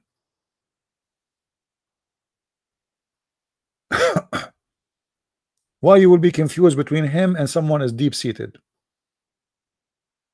If he is unlike a human, so why he is saying you will be confused between him and the man who is the Antichrist? You see, your prophet here is saying there is only one difference between them. Your Lord is not one eye, but the other guy is a human. So why you will be confused between them? Explain to us. Allah isn't a human anyway. I mean, there's no need to compare. Correct, guys? If Allah isn't a human, why we will be confused about a guy who looked like a human and Allah? Explain to us. This is stupid. There's no point of this. If your God looked like a spider, and then you say to me, if you're confused between the spider and the human being, you need to know that Allah, the spider, is not one-eyed. My friend, it's in front of you. Your prophet just confirmed that Allah is the Messiah, because here Muhammad should say the Antichrist looked like this, but the true Christ looked like that. Why? Because according to Islam, they don't believe really in the Antichrist as much they believe in something called Dajjal. Who is the Dajjal? The Dajjal is someone he claimed that he is the true Christ. So the compare here should be between the true Christ and the true on the false Christ. Correct, guys? So Muhammad here is saying that the true Christ is Allah. Otherwise, there's no point of compare. This guy is not coming to say he is Allah. He's coming to say I am a Christ. This is why in Arabic is called Al-Masih Ad-Dajjal, which means the false Messiah. So he will come and he will say I am the false Messiah. He will not claim to be Allah. So if your prophet want to compare, he should say, okay, the false Messiah look like this, the true Messiah look like that. That will make sense. But as you see, your God is the one who is compared with the man. Anyway, guys, I hope you have a good time. Don't forget to subscribe, please. And if you already subscribed, don't forget to unsubscribe, because I made a deal with YouTube. If I get a lot of unsubscribe and subscribe a day, they will double my the wages I get from the Mossad agencies. The Muslim, they accuse me to work for the Mossad. I mean, where is the money of the Mossad, man? Unbelievable. Anyway, if you already subscribed, don't forget to unsubscribe, because if you subscribe again, Allah will give you double blessing. I mean, this is Islam. Islam believe in that, by the way. Muhammad told them that if you make a good deed, Allah will erase the bad deeds. So let us do it. You subscribe and subscribe, subscribe and subscribe. What a stupid religion. So I go rape a woman and then I make a donation in the mosque, and that Allah will erase my bad deeds. I mean, what a cult. Good deed will erase the bad deeds. Are you sure? And then if you own a dog, Allah will take all your deeds from your account. Oh boy, oh boy. All right, it is already 5 o'clock. I better make some tea and go back to work at my book. 5 in the morning. I mean, you guys, are you crazy to stay with a Christian Prince until 5 a.m. in the morning? What's wrong with you? Speaking about this Edith Muhammad, what's wrong with you? أنت من أهل صلح الفضول يا رجل، وتسألني من أي دولة أنا الذي نظر الأعمى إلى أدبي ولم يرى شيئا لأنه كان أعمى. Play my video. No, I can't play your video. You can post it here if you want. This guy, he made a video. It's called the Christian Prince song. I don't know if you saw it. Later, after you finish, you can post your name. They click at your account and they can go and thank you, King. We are always all of us, we are students, my friend. There is no, knowledge is endless, and the one he think he know it all, he is a fool. You learn every day, and you better maintain reading and learning. God is good, and God, he gave us gifts. I'm really thankful for my Lord for everything I have. I have healthy body, healthy eyes. He gave me the brain I need, and he gave me a shelter. He gave me a roof. He provided me with my bread. God is beautiful and amazing, and he gave me a lot of people who loves me. Even the one who hate me, sooner or later they will love me too. So God is good, and all the glory to him for what we have. But the most important thing is to remember that it doesn't matter how much you learn, still you know nothing. Absolutely nothing. But there is a huge difference between someone, let us say, he's trying to earn little of knowledge, and someone trying to earn nothing of knowledge. Our Lord, the Messiah, he encouraged us. He said, read the books, search them. Not like Muhammad in the Quran, chapter 5, verse 101 says, ask not questions. The Messiah, he wanted you to ask questions. Actually, he used to go and talk to the Jews. He is the one who is asking for a debate. Not like Muhammad, when they came to him to debate him, he said, okay, Allah told me, if they come to debate with you, to dispute with you, tell them, bring your wives, I bring my wives, bring your children, I bring my children's, and bring yourself, I bring myself, and let us invoke Allah to curse the one is lying. What a stupid answer. For you have no knowledge. It's just a scam. So you are following the truth. That's what Jesus said, and he is, I am the truth. I am the Alpha and the Omega. And the Alpha and the Omega is about knowledge too. The one who worship a God without knowing him is a fool. We know our God, and we know his ethic, and we know his teaching, and he came and he was between us. And this is the whole point of Jesus coming to earth. He is not coming for tourism. Islam provide us a story about Jesus the tourist. Jesus the tourist, when risk came, he asked somebody to die for him and he ran. Jesus the coward, that's what they have. When the risk came, he asked one of his disciples, who wanna die for me so I can run away? It's the cheapest story. That's a disgusting story, actually. Imagine you have a history book, and this history book speaking about a leader, and this leader asked his followers or lower ranks people to say, who will die for me so I can run? I mean, isn't this disgusting? Do you respect a guy like this? You know what I mean, guys? The same as Muhammad, he did. The Muslim, they say Muhammad, he asked Ali to sleep in his bed so he can run. So the Arab, they will get inside his room and kill Ali instead of him. That is a cowardly behavior. The brave is the one who die for the rest, not the one who asked the rest to die for him.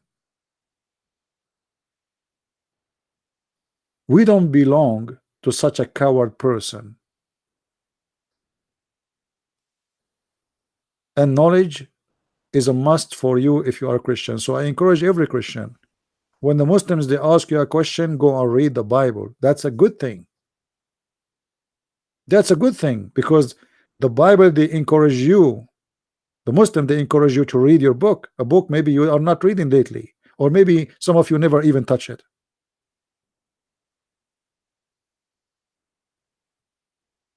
I have no problem with Muslims making accusation against the Bible, because that will make me a better believer. I go check it out and I found that they are wrong. I never found one Muslim saying something truthful about the Bible. Never. Otherwise, they will be succeed to let me go astray from it. The Muslims only they succeed with people who have no knowledge. They have no knowledge about Islam, no knowledge about the Bible, so they can fool them. But a person who, he armed himself with knowledge, what the Bible says, he said, my people, they've been destroyed because of their ignorance. Ignorance, my friend, is number one enemy to a human being.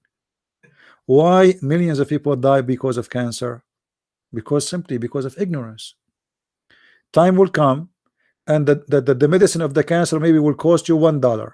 Trust me, you will see. The same as before, people they used to die by flu by millions. And now the flu is something you can buy it from the pharmacy for $1.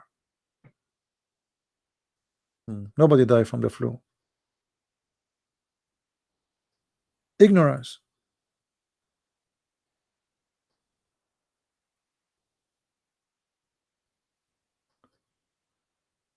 Ignorance is the only enemy to a human being, and Islam is the books of ignorance, fictions, fairy tales, sexuality, fantasy, hatred, violence. It is the book of the devil. Islam is the Las Vegas, but the ugly version of it. You see, Las Vegas have two faces. Have the face of lights, casinos. You go inside the hotel, amazing, beautiful. Some hotels they cost billions of dollars, not hundreds of millions, billions. Imagine. But inside those hotels, people they lose their life. Inside those hotels, people they go bankrupt. People have heart attack. People lose their mind. People they shoot themselves. Las Vegas have two faces, and that is Islam. Islam try to show you the light of Las Vegas, the versions. You go to heaven, you eat shish kebab, hummus, falafel, sitting in a couch all day. 80,000 women naked, they have no panty, jumping over you. You are the only man, and after you have sex with them, they will say to you, you are the best in, I don't want to say the dirty word. Go and read my books. Go get the Sex of Allah book and read and laugh and how disgusting it is. Islam is exactly Las Vegas, and the Muslim try to present it to us with the lighting only, not with the darkness. But the darkness of Las Vegas is more than the light of Las Vegas. Those hotels are built because people they are losing their blood there, a lot of blood. Go and see the stories of how many people they lose their everything they made in their life. People life destroyed, people get divorced, they lose their children, they lose their family, they lose everything. But this is not the image of what they show you in TV. Prostitution, AIDS, everything ugly you can imagine. But always somebody try to show you a shiny image. Islam is like a grave. From outside is covered by marble, but inside it is dark. There's no light. Christianity is totally the opposite. There's no inside and outside. Christ he said, When you pray alone. There's no outside prayer. So you know, receive a glory of your own because people they see you. When you pray, go to your closet. So there's no outside and inside. Everything is in your heart. You are inside the same as outside. When you fast, you don't go and speak about it. Islam is the opposite. When they fast, they have to tell everybody. A Muslim need to pray, he have to tell the whole neighbor. He have to go in the balcony and pray because he want to be sure that all the neighbors are seeing him. He is the man of God. And that's what Jesus said. Don't be like the hypocrite who go and pray in the corners so everybody can see them. This is what the Muslims do. They pray in the corners. They pray in the corner of the street. They put a carpet in the top of the taxi and they pray in the top of the taxi. Why? Are you a goat? But because it's a hypocrisy religion.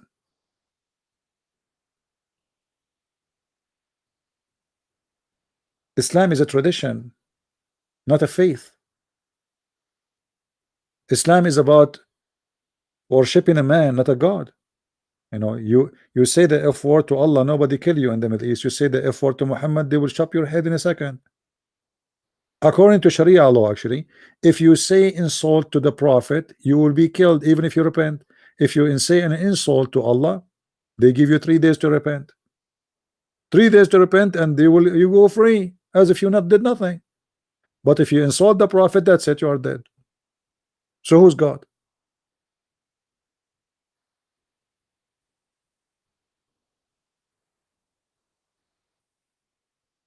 Islam is just a collection of rituals taken from some from the Sabian, some from the Hindus like the black stone, some from the moon worshipper, the sun worshipper from Al-Makkah, from Yemen. It's a collection of things. And then Muhammad, he met with some a Christian cult. They call themselves Nasara, so he learned from the Nasara something. He lived with the Jews, he learned from the Jews something. He lived with the Persian like Salman al-Farisi, he learned from the Persian something. So in his religion, it's a collection. It's like a snowball, but dirty one. Whatever it's in its way, it's grab it, take it. Christians take them, Jews take them, Nasara, the Sabi'a take them. That's why the Quran says, if you go and remember, Muhammad, he promised almost everybody, even those who worship the stars, to go to heaven. And the Muslims cannot explain why.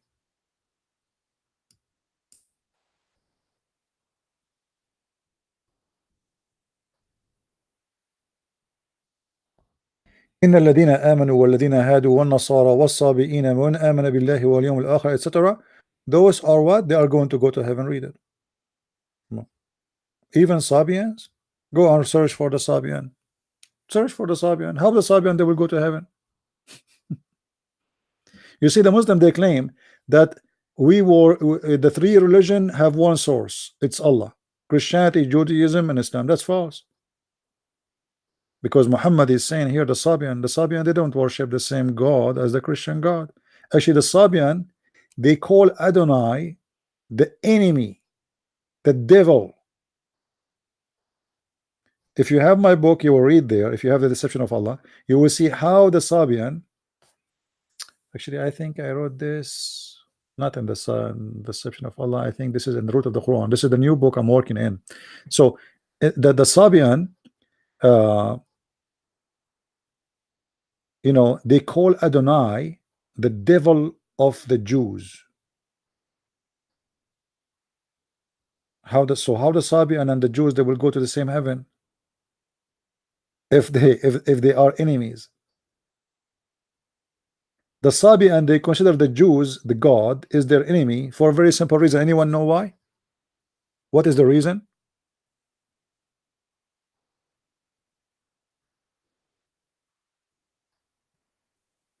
Just to bring them here to debate with me, my friend, those Sudani Muslims.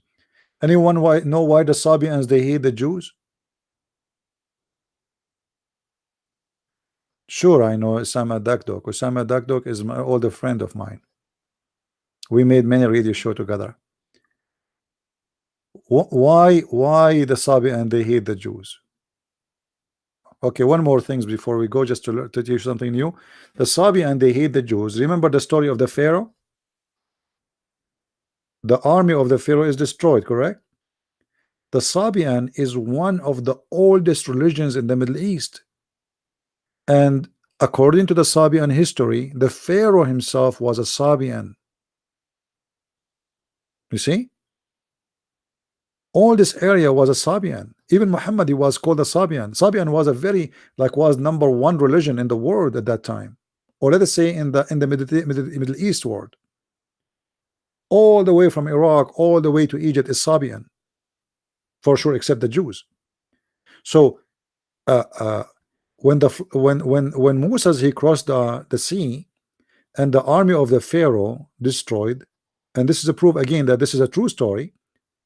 The Sabian, they have that register in their history. This is why they consider that God of the Jews is the devil. He did magic. He did magic. He split the sea and he killed the Sabian. This is why they hate the Jews. This is why they claim that anyone who do like circumcision, he is following Adonai and he is following the devil. So how Muhammad he put the Sabian with the Jews and the Christians in one basket and says, and the Muslims, all of them, they will go to heaven? Because at that point, Muhammad, as a hypocrite man, whoever come in his way, he said to him, you go to heaven, just believe in me. So in here, he want to fool everybody. Christians, Jews, Sabian, what is your religion? I'm a Hindu. Okay, Hindu, you go to heaven, just believe in the prophet, okay? You go to heaven too, okay. Yeah. What's your name? Zakir Naik. Okay, Zakir. Okay. And what's your religion? Buddha. Okay, Buddha, you go to heaven, you just believe in him. No, the Sabian is different religion, not the same as Hindu. No. There's maybe we can talk about the Sabian. And Muhammad, he copied a lot from them. Actually, Muhammad, he was called Sabian many times. People, they thought he's a Sabian person. And even the Muslims, when Muhammad was called Sabian, he, they did not say no, he is not. He did not say they were going to get some water for Muhammad. Muhammad sent them to find water, and they found a woman. She have water with her. They said to her, "Where you get this water from?" She said, "There." He said, "Can you come with us? Tell our prophet." She said, "Who is your prophet? Is that the Sabian?" They said, "Yes." You see, they did not say no.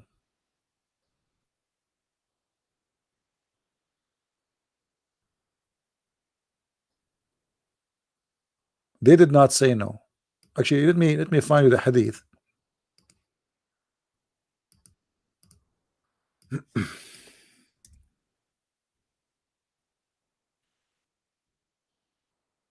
There's many hadith about the Sabian, but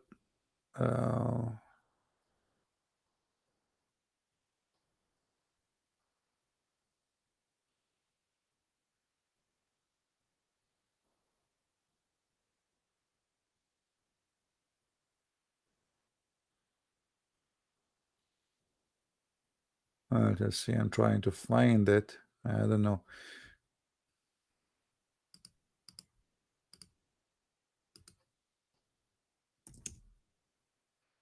I think this is the one.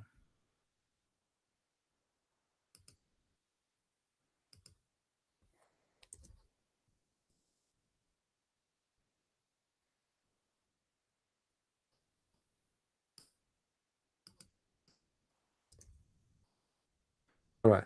Do you see here? Let's make it bigger. The women, she said to them, they want to take her. They want to take her with them. She said, "Who is this man you want me to meet? Is that the Sabi? The Sabi. This is from Arabic. The Sabi." So she's saying, "Is that the Sabi? The one they called him the Sabi?"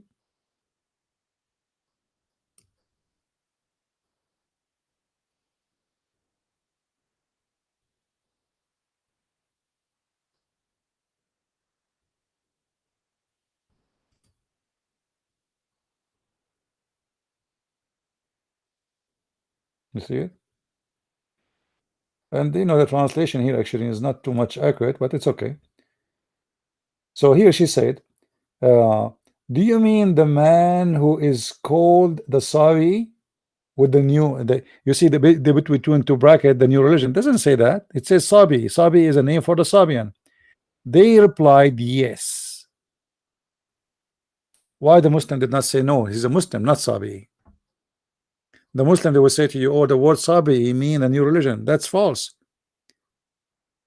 The Sabi is a new religion, yes, but it's still a name of a religion. It's called the Sabi. Why? Because when the Sabi came to preach their religion in the Arabian Peninsula, it was a new religion, but still they called them Sabi. So it's a new religion, but it's not. It's a new religion for the Arab, but the Sabia, they are spread all over the Middle East. So the women, she didn't say they are new religion. She said Sabi.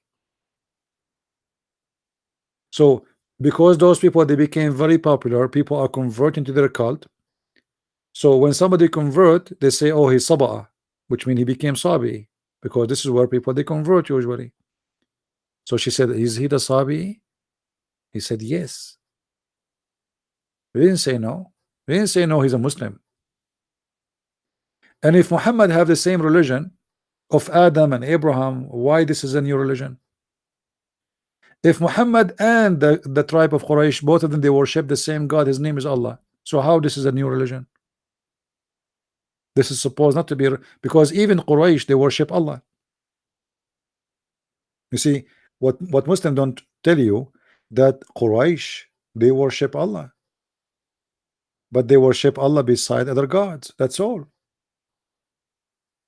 So this is not a new religion. The Arab, they kiss the black stone, Muhammad kiss the black stone. They go and do round around the Kaaba, Muhammad go around the Kaaba. They go to the Safa and Marwa, Muhammad go to the Safa and Marwa. So what is left? The Arab, they praise Allah, Muhammad, he praise Allah. So what is a new religion in this religion? Nothing. Nothing. Anyway, guys, I think we have enough for today. I better bring something to I don't know if I can still write anything. I spent the whole night with you. Unbelievable. I hate you all. I'm going to make a prayer for Allah to lower your deed. Okay, so the men of you will not get 80,000 female. They will get 79,000. Okay, here we go. Punishment for you. And the women, Allah, it will not make you 70 times more pretty. It will make you 69. But let's change 69. It's not good. 68 times more pretty. All right. So anyway, thank you guys for being here. May the Lord bless you all. And I hope the Muslims are so upset from me as usual, because that's mean I did good. If not, please be upset. Rethink. Please rethink. The best way to leave Islam is to be upset. So don't be upset from being upset, my friend. It is the best way to be upset. Let me make a verse or chapter called to be upset. Al-Kafirun. Oh Kafirun, I believe not in what you believe, and I will not believe in what you believe, and you will not believe in what I believe, so I will not do believe in what you believe, and you will never believe in what I believe. So I do believe in what I believe, and I believe, and you know I believe, and I believe, and you have your believe, I have mine. I mean, that's amazing.